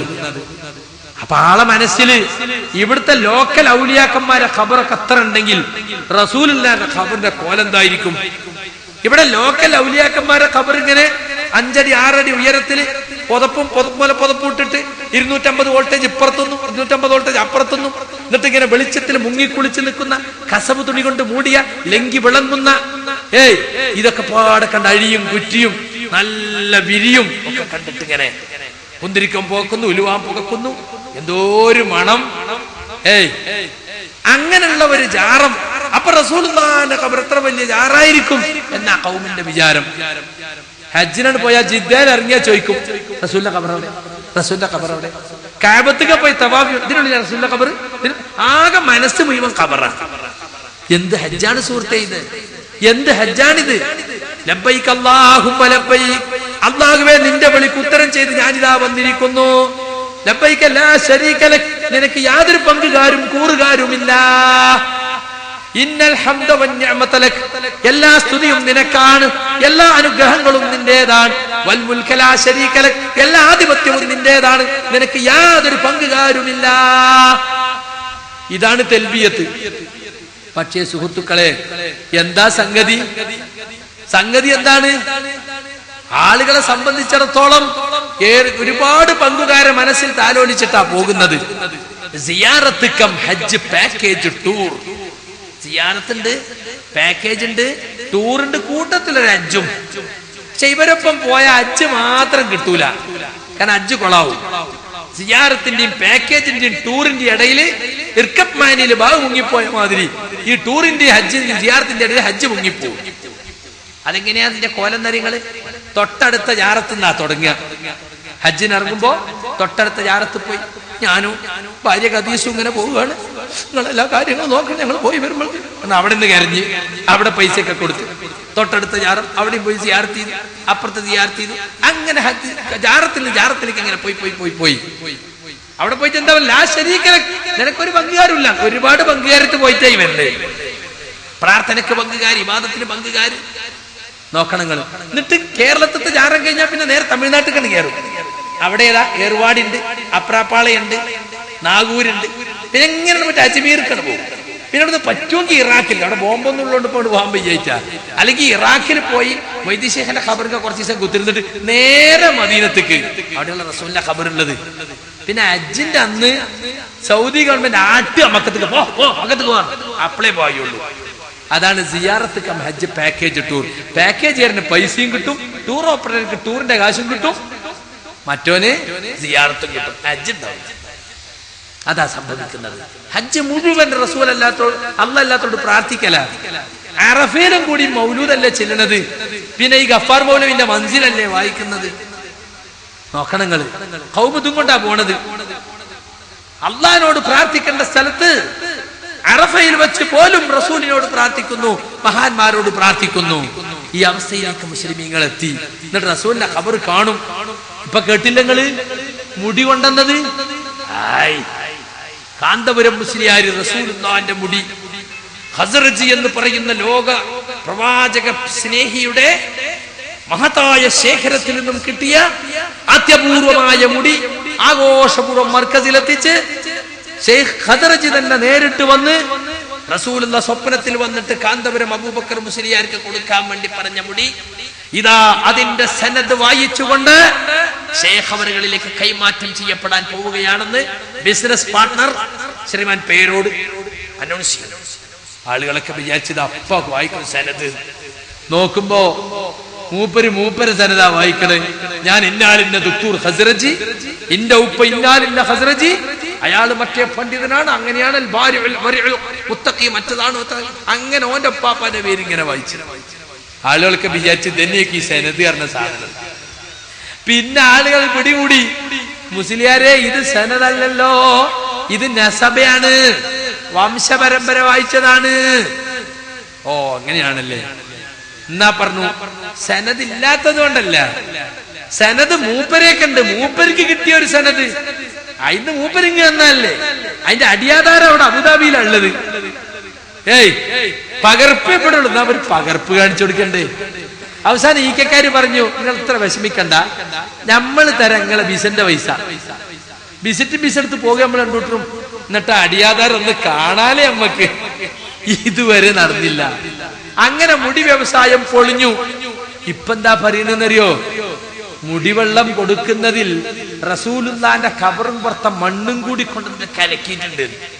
ഇയാളങ്ങ് ചെന്നാ ഖബറങ്ങ് തുറന്നു കൊടുത്തിട്ട് ഇങ്ങനെ മണ്ണുവാരി പോരല്ലേ. ഇതൊക്കെ വിശ്വസിക്കാൻ മനുഷ്യന്മാർ. അതുകൊണ്ടാ പറ്റി നമ്മൾ ഖുറാഫി എന്ന് പറഞ്ഞ് കണ്ടതും കേട്ടതൊക്കെ വിശ്വസിക്കുക. അങ്ങനെ ഉണ്ടോ എന്നാ അതും വിശ്വസിക്കുക, എങ്ങനെ ഉണ്ടോ എന്നാ അതും വിശ്വസിക്കുക. അങ്ങനെ വിശ്വസിക്കാൻ പറ്റുമോ? റസൂലുള്ളാന്റെ മുടി നോക്കുമ്പോ ഒരു പമ്പർന്നോളം മുടിക്കെട്ട്. ഹജ്ജത്തുൽ വിദാഇൽ വിതരണം ചെയ്തത് ഓരോ മുടി 2 മുടിയൊക്കെ സഹാബത്തിന് കിട്ടി. എന്നിട്ട് അതിനെപ്പറ്റി പ്രചാരം എന്താണെന്നറിയോ? കുട്ടികൾ മയിൽപ്പീലി ബുക്കിന്റെ ഓട്ടിൽ വെച്ച മാതിരി ഇതിങ്ങനെ വളർന്നുകൊണ്ടിരിക്കുകയാണ്. വളരും 2 4 4 8 ഇങ്ങനെ വളർന്ന, അങ്ങനെ വളർന്ന് കെട്ടുമുടിയായി മാറിയതാണ്. അവൻ വിശ്വസിച്ചു അങ്ങനെ വളരുവോ? എന്താ അത്? ഖസ്റജിന്റെ അടുത്ത് മാത്രം ഇങ്ങനെ വളർച്ച. ഹസ്രത്ത് ബാലിലൊരു മുടി ഉണ്ട്, ഇതുവരെ വളർന്നിട്ടില്ല. വെല്ലൂര് മുടിന്റെ അത് വളർന്നോ? ഖസ്റജിന്റെ മാത്രം ഇങ്ങനെ പൊട്ടിപ്പിളർന്ന് 2 4 4 8 ഇങ്ങനെ വളരുക. അതുകൊണ്ട് സുഹൃത്തുക്കളെ, ഈ തരത്തിലുള്ള ഒരുപാട് തട്ടിപ്പുകൾ നടത്തി റസൂൽ സല്ലല്ലാഹു അലൈഹി വസല്ലമയെ വിൽപ്പന ചരക്കാക്കിയ ആളുകൾ പറയാണ് ഞങ്ങൾക്ക് റസൂലിനോട് പെരുത്ത് സ്നേഹമാണ്. എന്താ? റസൂലിനെ വിൽപ്പന ചരക്കാക്കി പൈസ ഉണ്ടാക്കാം, അതാ സ്നേഹം. റസൂൽ സല്ലല്ലാഹു അലൈഹി വസല്ലം ജീവിച്ചതുപോലെ ജീവിക്കണം, അതാ റസൂലിനോടുള്ള സ്നേഹം. ഖുൽ ഇൻ കുൻതും തുഹിബ്ബൂനല്ലാഹ് ഫത്തബിഊനി യുഹ്ബബുകുമുല്ലാഹ്. പ്രഖ്യാപിക്കൂ നബിയേ, നിങ്ങൾ അല്ലാഹുവിനെ സ്നേഹിക്കുന്നുവെങ്കിൽ നിങ്ങൾ എന്നെ പിൻപറ്റണം. റസൂലുള്ളാഹിനോടുള്ള സ്നേഹം, അല്ലാഹുവിനോടുള്ള സ്നേഹം റസൂലിനെ പിൻപറ്റലാണ്. അതിന് നമുക്ക് സാധിക്കണം. അതിന് സാധിക്കുന്നില്ലെങ്കിൽ നമുക്ക് റസൂലിനോട് സ്നേഹമുണ്ട് എന്ന വാക്ക് തെറ്റായ വാക്കാണ്. ഒരിക്കലും തന്നെ സുഹൃത്തുക്കളെ, റസൂൽ സല്ലല്ലാഹു അലൈഹി വസല്ലമയെ സ്നേഹിക്കാൻ റസൂൽ പഠിപ്പിക്കാത്ത മാർഗങ്ങൾ ഒരിക്കലും നമുക്ക് സ്വീകരിച്ചുകൂടാ. റസൂൽ സല്ലല്ലാഹു അലൈഹി വസല്ലം പഠിപ്പിച്ച ദുആകൾ, ദിക്റുകൾ നിങ്ങൾ എടുത്തു നോക്ക്. ജീവിതത്തിന്റെ എല്ലാ ഘട്ടങ്ങളിലും ദുആ, ദിക്റുകൾ ഒക്കെ നേർക്ക് നേരെ അല്ലാഹുവിനോടാ. ഒരടയാളനോ ഒരു മധ്യസ്ഥനോ ഇല്ല. ചില സഹോദരങ്ങൾ പറയും ഞങ്ങൾ അങ്ങനെ യാ റസൂലല്ലാഹ് യാ നബിയല്ലാഹ് എന്ന് ഞങ്ങൾ വിളിച്ച് തേടാറില്ല, ഞങ്ങൾ ദ്വാരക്കലൊക്കെ അല്ലാഹുവിനോട് തന്നെയാണ്. പക്ഷെ മഹാന്മാരെ ഹക്ക് ജാഹ് ബർക്കത്ത് അത് ഉണ്ടായാൽ ദുആക്ക് വേഗം ഉത്തരം കിട്ടും. അതിനുവേണ്ടി ഞങ്ങൾ ഇതിനെ ഇടയാളരാക്കുന്ന മഹാന്മാരെ ഹക്ക് കൊണ്ട്, ബദരീങ്ങളെ ബർക്കത്ത് കൊണ്ട്, മുഹയ്യദ്ദീൻ ശൈഖിന്റെ ജാഹ് കൊണ്ട്. എന്താ അതിന്റെയൊക്കെ ഉദ്ദേശം അറിഞ്ഞൂടാ. ഞാൻ ചോദിക്കട്ടെ, ഹക്ക് എന്ന അവകാശം എന്നല്ലേ അർത്ഥം? മൂസക്കുട്ടിയെ അനക്ക് അതിന് ഹക്ക് ഇല്ലട്ടോ, അതിന്റെ ഹക്കാണെന്ന്. എന്താ ഹക്ക് പറഞ്ഞ? അവകാശം. അവകാശമല്ല. ഞാൻ ചോദിക്കട്ടെ, മുഹയ്യദ്ദീൻ ശൈഖിന്റെ ഹക്ക് കൊണ്ട് പടച്ചോനെ രക്ഷിക്കണേ എന്ന് പറഞ്ഞ ഈ മനുഷ്യന്റെ മനസ്സിലുള്ള എന്താ? മുഹയ്യദ്ദീൻ ശൈഖിന് അള്ളാഹിന്റെ അടുക്കൽ കുറെ അവകാശമുണ്ട്, കൊടുത്തു വെച്ചത് അള്ളാഹ് ഇങ്ങോട്ട് കൊടുക്കാണ്ട്. ആ അവകാശം ഇപ്പം പോയി ചോദിക്കാം, മുഹയ്യദ്ദീൻ ശൈഖിന് കുറെ ഹക്കില്ലേ, അതിനോട് എന്നെ രക്ഷിക്കണം. ആർക്കാ കൂട്ടരെ അള്ളാന്റെ അടുക്കൽ അവകാശം ഉള്ളത്? ഒരുത്തനുമില്ല അവകാശം. ഒക്കെ അള്ളാന്റെ ഔദാര്യ. അള്ളാഹ് കൊടുത്താ വാങ്ങാന്നല്ലാതെ കൊടുത്തു വെച്ചതൊന്നുമില്ല. അങ്ങനെ ഒരു ചോദ്യമല്ല. സമസ്തയുടെ മദ്രസയിൽ പോലിപ്പോ ഒരു ദുർബലമായ ഹദീസാണ് ഹക്ക് കൊണ്ടുള്ള പ്രാർത്ഥനയ്ക്ക് പഠിപ്പിക്കുന്നത്. എന്താണെന്നറിയോ? റസൂലുള്ളാഹിന്റെ പോറ്റുമ്മയായ ഫാത്തിമ ബിന്ത് അസദ് മരിച്ചപ്പോൾ അവർക്ക് വേണ്ടി കുഴിച്ചു വെച്ച ഖബറിൽ റസൂലുള്ള ചെരിഞ്ഞു കിടന്നിട്ട് ദ്വാരന്നത്രേ. എന്താ ദ്വാരന്നത്? അല്ലാഹുമ്മ ഗ്ഫിർ ലി ഉമ്മി, പടച്ചവനെ എന്റെ പോറ്റുമ്മാക്ക് പുറത്തു കൊടുക്കണേ, ബിഹഖി നബിയിക, നിന്റെ നബിയുടെ ഹക്ക് കൊണ്ട്, വല്ലംബിയാ ഇല്ലദീന മിൻ ഖബ്ലി, എന്റെ മുമ്പുള്ള അമ്പിയാക്കളുടെ ഹക്ക് കൊണ്ടും. കേട്ടോ? അങ്ങനെ പ്രാർത്ഥിച്ചു. നയി മുസ്ലിയാക്കന്മാര് ഏതെങ്കിലും ഒരാൾ ഒരു കബർ പോയി ചെരിഞ്ഞെടുക്കണമെങ്കിൽ കണ്ടിടാ. ഹദീസ് മുഴുവൻ നടപ്പിലാക്കണ്ടേ? ഹദീസിന്റെ തല മാത്രം എടുക്കുക? ഹദീസ് ദുർബലമാണ്, തെളിവിന് കൊള്ളാത്തതാണ്, സനദ് സഹീഹല്ല. അല്ലെങ്കിൽ എല്ലാ കബർ വെച്ചാൽ അപ്പൊ മൊല്ലിയരെ പോയി വിളിക്കണ്ടേ? ഒന്ന് കിടക്കി മൊല്ലിയരെ അങ്ങോട്ട് ഉന്തന്നെ കിടക്കി അവിടെ, എന്നിട്ട് അക്കൗണ്ട് ഒന്ന് ദ്വാരക്കട്ടെ. അങ്ങനത്തെ ഏർപ്പാടിന് ഇസ്ലാമിലില്ല. അതുകൊണ്ട് ഹക്ക് കൊണ്ടുള്ള തേട്ടത്തിനൊരു തെളിവില്ല. നിങ്ങൾ നോക്കി റസൂൽ സല്ലല്ലാഹു അലൈഹി വസല്ലം നമ്മളെ പഠിപ്പിച്ച ദുആ ദിക്റുകൾ കിടക്കപ്പായിന്ന് ഉറക്കത്തുനിന്ന് ഉണർന്ന അപ്പ പറയണം. എന്താ പറയേണ്ടത്? അൽഹംദുലില്ലാഹില്ലദി അഹ്യാന ബഅദമാ അമാതന വഇലൈഹിൻ നുശൂർ. ഈ ഉറക്കമാകുന്ന മരണത്തിൽ നിന്ന് ഞങ്ങൾക്ക് വീണ്ടും ജീവൻ നൽകിയ അല്ലാഹുവിന്റെ സർവസ്തുതിയും അവങ്കിലേക്കാകുന്നു മടക്കം. അവിടെ ആരെങ്കിലും ഹക്കുണ്ടാ? ഇല്ല. വന്നു നമ്മള് എണീറ്റു, ഒന്നുകൊടുത്ത് പള്ളിയിൽ പോവുക, വീട്ടിൽ നിന്ന് ഇറങ്ങുമ്പോ ദുആ ബിസ്മില്ലാഹി തവക്കൽതു അലല്ലാഹി ലാ ഹൗല വലാ ഖുവത ഇല്ലാ ബില്ലാഹ്. അല്ലാഹുവിന്റെ നാമത്തിൽ ഞാൻ അല്ലാഹുവിൽ വരമേൽപ്പിച്ചിരിക്കുന്നു. ആരെങ്കിലും ഹക്കുണ്ടോ? ജാഹുണ്ടോ? ബർക്കത്തുണ്ടോ? ഇല്ല. പോയി പള്ളി കയറാണ്, ബിസ്മില്ലാഹ് അല്ലാഹുമ്മ അഫ്തഹ് ലി അബ്വാബ റഹ്മതിക അല്ലാഹുമ്മ സല്ലി അലാ മുഹമ്മദിൻ വസല്ലിം. അല്ലാഹുവേ, നിന്റെ കാരുണ്യത്തിന്റെ കവാടങ്ങൾ എനിക്ക് തുറന്നു തരണേ, നിന്റെ റസൂലിന് സ്വലാത്തും സലാമും ഉണ്ടാകട്ടെ. ഹക്കുണ്ടോ? ജാഹുണ്ടോ? ബർക്കത്തുണ്ടോ? ഇല്ല. പള്ളിയിൽ നിന്ന് ഇറങ്ങിയാണ്, അല്ലാഹുമ്മ ഇന്നി അസ്അലുക മിൻ ഫദ്ലിക്കൽ അലീം അല്ലാഹുമ്മ സല്ലി അലാ മുഹമ്മദിൻ വസല്ലിം. അല്ലാഹുവേ, നിന്റെ അനുഗ്രഹത്തിൽ ഞാൻ നിന്നോട് ചോദിക്കുന്നു, നിന്റെ റസൂലിന് സ്വലാത്തും സലാമും ഉണ്ടാകട്ടെ. ആരെങ്കിലും ഹക്കുണ്ടോ? ജാഹുണ്ടോ? ഒന്നിലുമില്ല സുഹൃത്തുക്കളെ. ഇങ്ങനെ റസൂൽ സല്ലല്ലാഹു അലൈഹി വസല്ലം പഠിപ്പിച്ച ദുആ ദിക്റുകൾ മുഴുവനും നിങ്ങൾ പരിശോധിച്ചോളൂ. ഖുർആനിൽ വന്നിട്ടുള്ള 25 നബിമാരുടെ ദുആകൾ നിങ്ങൾ പരിശോധിച്ചോളൂ. എവിടെയെങ്കിലും ഹക്കുണ്ടോ? ജാഹുണ്ടോ? ബർക്കത്തുണ്ടോ? ഇല്ല. എന്താ ജാഹ് എന്ന് പറഞ്ഞാ? അതൊന്നും ഞമ്മക്കറിയില്ല. ഉസ്താദ് ജാഹ് ജാഹ് അറിയാം, നമ്മൾ ജാഹ് എന്ന് പറയും. അങ്ങനെയുള്ള കൗമിന്റെ കഥ. ജാഹ് എന്ന് പറഞ്ഞ പ്രശസ്തി, പദവി, മഹത്വം, സ്ഥാനം. മഹാന്മാർക്ക് പദവിയില്ലേ? മഹാന്മാർക്ക് സ്ഥാനമില്ലേ? മഹാന്മാർക്ക് അല്ലാഹുവിങ്കൽ മഹത്വമില്ലേ? ഉണ്ട്, ഉണ്ട്, കുഴപ്പമില്ല. പക്ഷെ ദുആയിൽ അത് എടുത്തു പറയാൻ തെളിവില്ല. അത് റസൂൽ പഠിപ്പിച്ചിട്ടില്ല. ഇബ്രാഹിം നബിന്റെ ജാഹ് കൊണ്ട്, ഇസ്മായിൽ നബിയുടെ ജാഹ് കൊണ്ട് ഇങ്ങനെ പഠിപ്പിച്ചോ? എന്താ പഠിപ്പിക്കാഞ്ഞത്? ഏതെങ്കിലും നബി ദുആ ചെയ്യുമ്പോ തന്റെ മുമ്പുള്ള നബിയുടെ ജാഹ് കൊണ്ട്, പ്രശസ്തി കൊണ്ട് എന്ന് പറഞ്ഞോ? നബിമാർക്ക് വലിയ ജാഹില്ലേ? ഈ ഔലിയാക്കന്മാരെക്കാളൊക്കെ വലിയ പദവിയും മഹത്വം അള്ളാന്റെ അടുക്കലല്ലേ? എന്നിട്ട് എന്റെ ഒരു ദുആ പഠിപ്പിക്കുമ്പോ അതിന്റെ ഇടയിൽ മഹാന്മാരെ ജാഹ്, പദവിയും മഹത്വം എടുത്തു പറയാതിരുന്നത്? അങ്ങനെ ഒരു ഏർപ്പാടില്ല. പിന്നെയോ ബറക്കത്ത്. എന്താ ബറക്കത്ത് പറഞ്ഞ? വളർച്ച, പുരോഗതി, നന്മ, നിത്യമായ നന്മ. ബദരീങ്ങളെ ബറക്കത്ത് കൊണ്ട് ഞങ്ങളെ രക്ഷിക്കണേ എന്ന് പറഞ്ഞാൽ ബദരീങ്ങൾക്ക് അല്ലാഹു കൊടുക്കുന്ന അഭിവൃദ്ധി, പുരോഗതി, നിത്യമായ നന്മ, അതുകൊണ്ട് ഞങ്ങളെ രക്ഷിക്കണേ. അങ്ങനെ ഏർപ്പാടുണ്ടോ? ഒരാൾക്ക് അല്ലാഹു ബറക്കത്ത് നൽകിയെന്നിരിക്കട്ടെ, അത് വേറൊരാൾക്ക് എടുത്ത് ഉപയോഗിക്കാൻ പറ്റുമോ? അത് ദുആയിൽ എടുത്തു വരാൻ തെളിവുണ്ടോ? അപ്പൊ ഇത് മൂന്നും ഹക്കും ജാഗും ബറക്കത്തും കൊണ്ടുള്ള ദുആ പ്രവാചകൻ സല്ലല്ലാഹു അലൈഹി വസല്ലം പഠിപ്പിച്ചിട്ടില്ലാത്ത തനിച്ച ബിദ്അത്തും ഹറാമുമാകുന്നു. അതുകൊണ്ട് നേർക്ക് നേരെ അല്ലാഹുവിനോട് പ്രാർത്ഥിക്കാം. ഒരാളെ ഹക്കും, ഒരാളെ ജാഹും, ഒരാളെ ബർക്കത്തും പറയേണ്ടതില്ല, പറയാൻ പഠിപ്പിച്ചിട്ടില്ല. ശിർക്കിലേക്ക് പോകുന്ന വിളിയാണത്, ശിർക്കിലേക്ക് പോകുന്ന ചോദ്യമാണത്. അത് നമ്മൾ മനസ്സിലാക്കണം. അത് മുജാഹിദ് പ്രസ്ഥാനം പണ്ടേ പറഞ്ഞിട്ടുണ്ട്. തവസ്സുൽ, ഇതിന് തവസ്സുൽ എന്നാ പറയാ. മറ്റത് ഇസ്തിഗാഥ, സഹായ ചോദ്യം. ഇത് ഇടനേട്ടം. മഹാന്മാരെ ഹക്കും ജാഹും ബർക്കത്തും ഇടയിൽ നിർത്തുക. ഇല്ല സുഹൃത്തുക്കളെ, അങ്ങനൊന്നില്ല. ഞാൻ നബിയെ കൊണ്ട് തവസ്സുലാക്കുന്നു എന്ന് ചില ആളുകൾ പറയും. അതിന്റെ ഉദ്ദേശം നബിയോടുള്ള എന്റെ സ്നേഹം ഞാൻ അള്ളാഹുവിനോട് പ്രാർത്ഥിക്കുമ്പോ ഇടയിൽ വെക്കുന്നു എന്നാണ്. അതൊരു കുഴപ്പമില്ല. ഇസ്ലാമിൽ അംഗീകരിക്കപ്പെട്ട ഒരു തവസ്സുലുണ്ട്. എന്താണെന്നറിയോ? നമ്മൾ ചെയ്തിട്ടുള്ള സൽക്കർമ്മങ്ങൾ മുൻനിർത്തി പ്രാർത്ഥിക്കുക. എനിക്കൊരു പ്രയാസം വന്നു, ബുദ്ധിമുട്ട് വന്നു, എനിക്ക് അള്ളാഹുവിന് പെട്ടെന്ന് ഉത്തരം കിട്ടാൻ ഞാൻ പറയാണ്, പടച്ചവനെ, ഇന്നാലിന്നാളെ ഞാൻ സഹായിച്ചത്, ഇന്നാലിന്നാൾക്ക് ഞാൻ ധർമ്മം കൊടുത്തത്, ഇന്നാലിന്ന നന്മ ഞാൻ ചെയ്തത് നിന്റെ പ്രീതി ഉദ്ദേശിച്ചാണെങ്കിൽ എന്റെ ഈ പ്രയാസത്തെ എന്നെ മോചിപ്പിക്കണേ. അങ്ങനെ നമ്മൾ ചെയ്തു പോയിട്ടുള്ള സൽക്കർമ്മങ്ങള് എടുത്തു പറഞ്ഞുകൊണ്ട് പ്രാർത്ഥിക്കുക. അത് അംഗീകരിക്കപ്പെട്ട തവസ്സുലാണ്, കുഴപ്പമില്ല. അത് അംഗീകരിക്കപ്പെട്ട. അതുപോലെ അല്ലാഹുവിന്റെ നാമവിശേഷങ്ങൾ എടുത്തു പറയാ. സമദായ, അഹദായ റബ്ബേ, ഗഫൂറായ റബ്ബേ, തവ്വാബായ റബ്ബേ, ഹക്കീമായ റബ്ബേ എന്നൊക്കെ അല്ലാഹുവിന്റെ നാമവിശേഷങ്ങൾ എടുത്തു പറയാ. അതും അംഗീകരിക്കപ്പെട്ട തവസ്സുലാണ്. അതുപോലെ നമ്മൾ സ്വാലിഹായ ജീവിത വിശുദ്ധിയുണ്ടെന്ന് നമ്മൾ വിചാരിക്കുന്ന ഒരു മനുഷ്യനോട്, ഭക്തനായ ഒരാളോട്, മുത്തഖിയായ ഒരു മനുഷ്യനോട് പോയിട്ട് പറയാണ്, നിങ്ങൾ ഇന്റെ കാര്യത്തിൽ ഒന്ന് ദുആ ചെയ്യണം.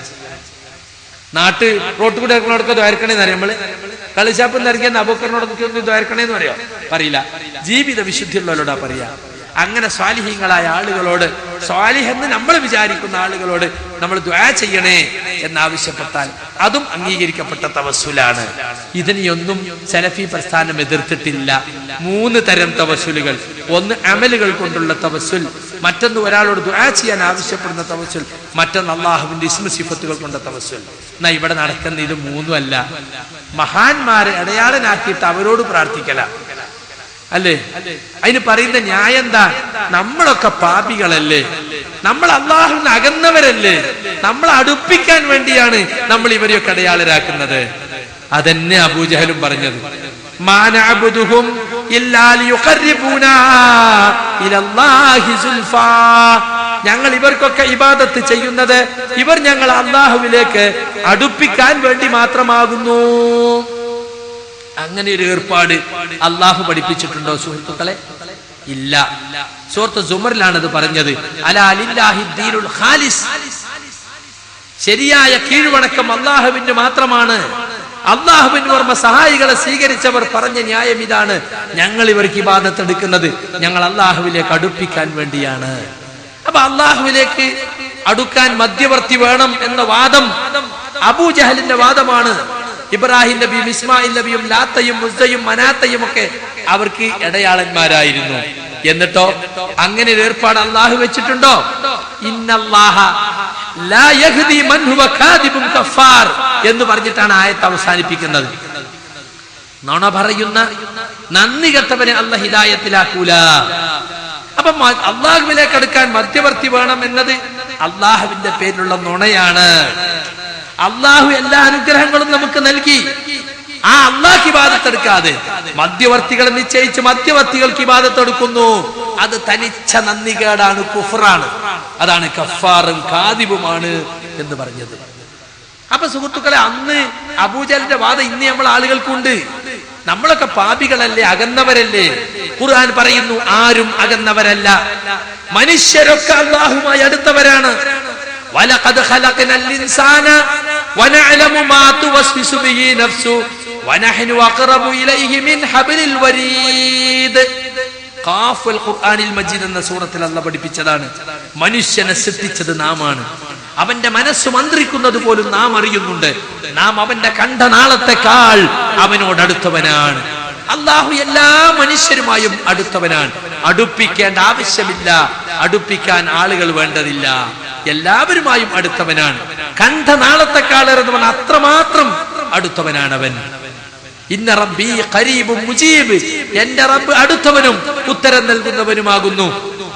എന്നിട്ട് ആളുകളോട് പറയാണ്, നമ്മളിപ്പോ നേരിട്ട് ഹൈ ടെൻഷൻ വോൾട്ടേജ് ഉള്ള ഒരു വലിയ ട്രാൻസ്ഫോമർ ഒക്കെ വെച്ചിട്ടുള്ള കേന്ദ്രം ഉണ്ടല്ലോ, അവിടെ പോയിട്ട് നമ്മൾ പ്ലഗ് കുത്താൻ പറ്റുമോ?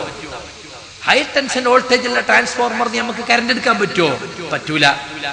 ആ ട്രാൻസ്ഫോർമറിന് നമ്മൾ ഇവിടേക്ക് ലൈന് വലിക്കും. എന്നിട്ട് ഫീസുകളൊക്കെ വെച്ച് നമ്മൾ മീറ്ററിന്റെ അവിടെ ഫീസ്, മെയിൻ സ്വിച്ചിന്റെ അവിടെ ഫീസുകൾ വെച്ചിട്ട് ഈ വലിയ വോൾട്ടേജിനെ ചെറുതാക്കി ചെറുതാക്കി റെഡ്യൂസ് ചെയ്ത് കൊണ്ടുവന്ന് നമ്മൾ 110 230 അതിലൊക്കെ നമുക്ക് പ്ലഗ് കുത്താൻ പറ്റുള്ളൂ. അപ്പൊ അതുകൊണ്ട് പാപികളായ നമ്മള് മഹാനായ അല്ലാഹു ഹൈ ടെൻഷൻ വോൾട്ടേജിലെ ട്രാൻസ്ഫോമർ അവിടെ പ്ലഗ് കുത്താൻ പോയാൽ പ്ലഗ് കുത്തിയൊന്നും തന്നെ കാഞ്ഞു. അതുപോലെ നമ്മൾ അള്ളാഹിനോട് നേർക്ക് വരണ അടിച്ചു ഉത്തരം കിട്ടൂല. അപ്പൊ അതുകൊണ്ട് നമ്മൾ ലോക്കൽ നമ്മളെ ഇവിടുത്തെ 110 230 വോൾട്ടേജ് അവിടെ കുത്താൻ പറ്റുള്ളൂ. ആരാടോ ഇത് പഠിപ്പിച്ചത്? അല്ലാഹുവിന്റെ റസൂൽ ഇയ്യാക നഅബുദു വഇയ്യാക നസ്തഈൻ. നേർക്ക് നേരല്ലേ പ്ലഗ് കുത്തണത് അല്ലേ? നിന്നെ മാത്രം ഞങ്ങൾ ആരാധിക്കുന്നു, നിന്നോട് മാത്രം ഞങ്ങൾ സഹായം തേടുന്നു. ഇഹ്ദിന സിറാത്തൽ മുസ്തഖീം, ഞങ്ങളെ സിറാത്തുൽ മുസ്തഖീമിലാക്കി തരണേ. ഇടയാളനുണ്ടാവും. ഹൈ ടെൻഷൻ വോൾട്ടേജ് ഉള്ളിട്ടല്ലേ പ്ലഗ് കുത്തുന്നത്. നിങ്ങൾ പീസ് അടിച്ചു പോയോ? നിങ്ങൾ കാഞ്ഞു പോയോ? ഈ ഉദാഹരണം പറഞ്ഞിട്ട് ആളുകളോട് പറയുന്നത്. അപ്പൊ നമുക്ക് നേർക്ക് നേരെ അള്ളാഹിനോട് പ്രാർത്ഥിക്കാൻ അർഹതയില്ല. അള്ളാഹിന്റെ പ്രിയപ്പെട്ട അമ്പിയാക്കള്, ഔലിയാക്കള്, ശുഹദാക്കള്, സ്വാലിഹീങ്ങള് പോലോത്തവരോട് പറഞ്ഞിട്ട് അവര് നമ്മളെ കാര്യം നേടിത്തരിക. അങ്ങനെ ഏർപ്പാട് അള്ളാഹ് വെച്ചിട്ടില്ല. ചിലപ്പോ പറയും നമുക്കിപ്പോ മന്ത്രിനെ കാണണം, നേർക്ക് നേരെ പാഞ്ഞങ്ങ് ചെയ്യാൻ പറ്റുമോ? സെക്രട്ടേറിയറ്റിക്ക് പറ്റൂല. ലോക്കൽ നേതാവിനെ പിടിച്ച് മണിയടിച്ച്, ജില്ലാ നേതാവിനെ പിടിച്ച്, മന്ത്രി PA പിടിച്ച് അങ്ങനെ പോയിട്ട് എന്നിട്ട് അവൻ പറഞ്ഞു കൊടുക്കാണ്, ഇത് പൊന്നാനിന്ന് വന്ന പോയാമാണ്, കൊയ്യാമ നമ്മളെ പ്രവർത്തനത്തിനൊക്കെ വല്ലാതെ പ്രവർത്തിക്കുന്ന ആളാണ്. ആഹാ ഇങ്ങനെയാണല്ലേ. അപ്പൊ ജില്ലാ നേതാവ് പറയും ജില്ലാ കമ്മിറ്റിയിലൊക്കെ നല്ല ആളാണ്. അങ്ങനെ എന്നാ കാര്യം നേടി കൊടുക്കണം. ഇങ്ങനത്തെ ഒരു ഏർപ്പാടുണ്ടോ? ഉണ്ടോ സുഹൃത്തുക്കളെ? അങ്ങനത്തെ ഒരു ഏർപ്പാട് ഇസ്ലാം ദീൻ പഠിപ്പിച്ചിട്ടില്ലേ നമുക്ക്? അള്ളാഹുമായി ബന്ധപ്പെട്ടിട്ട് മന്ത്രിനെ കാണാൻ പോണമാതിരി അടയാളം വേണമെന്ന് അള്ള പറഞ്ഞിട്ടില്ല. നേർക്ക് നേരെ പ്രാർത്ഥിക്കാനാണ് അള്ളാഹു സുബ്ഹാനഹു വ തആല പറഞ്ഞിട്ടുള്ളത്. ഇവരൊക്കെ മധ്യവർത്തികളെ ശുപാർശകന്മാരായും കാണുന്നുണ്ട് അല്ലേ? എന്റെ മുരീദിന് ഞാൻ ഷാഫി എന്നോവർ എന്ന് തരീഖത്തിൽപ്പെട്ട മാലക്കാര് പറയുന്നുണ്ട്. ഇതേ വാദം അവരും പറഞ്ഞു, മക്കത്തെ മുശ്രിക്കും പറഞ്ഞു. ഹൗലായി ശുഫാഉനാ ഇന്നല്ലാഹ്. ഇബ്രാഹിം നബി, ഇസ്മായിൽ നബിയും ലാത്തയും ഒക്കെ ലോകത്തെ പടച്ചവരാണെന്ന് ഞങ്ങൾ വിശ്വസിക്കുന്നില്ല. മറിച്ച് അള്ളാഹുവിങ്കൽ ഞങ്ങൾക്കുള്ള ശുപാർശക്കാരാണ്. പടച്ചവന്റെ അടുത്ത് ശുപാർശ നടത്തി കാര്യം സാധിപ്പിച്ചു തരുന്നവരാണ് ഇവരൊക്കെ എന്ന വിശ്വാസം. അങ്ങനെ കാര്യം സാധിപ്പിച്ച് ഈ ലോകത്ത് നടക്കുന്ന പോലത്തെ ശുപാർശ അവിടെ ഉണ്ടാവുമോ? ഉണ്ടാവൂല.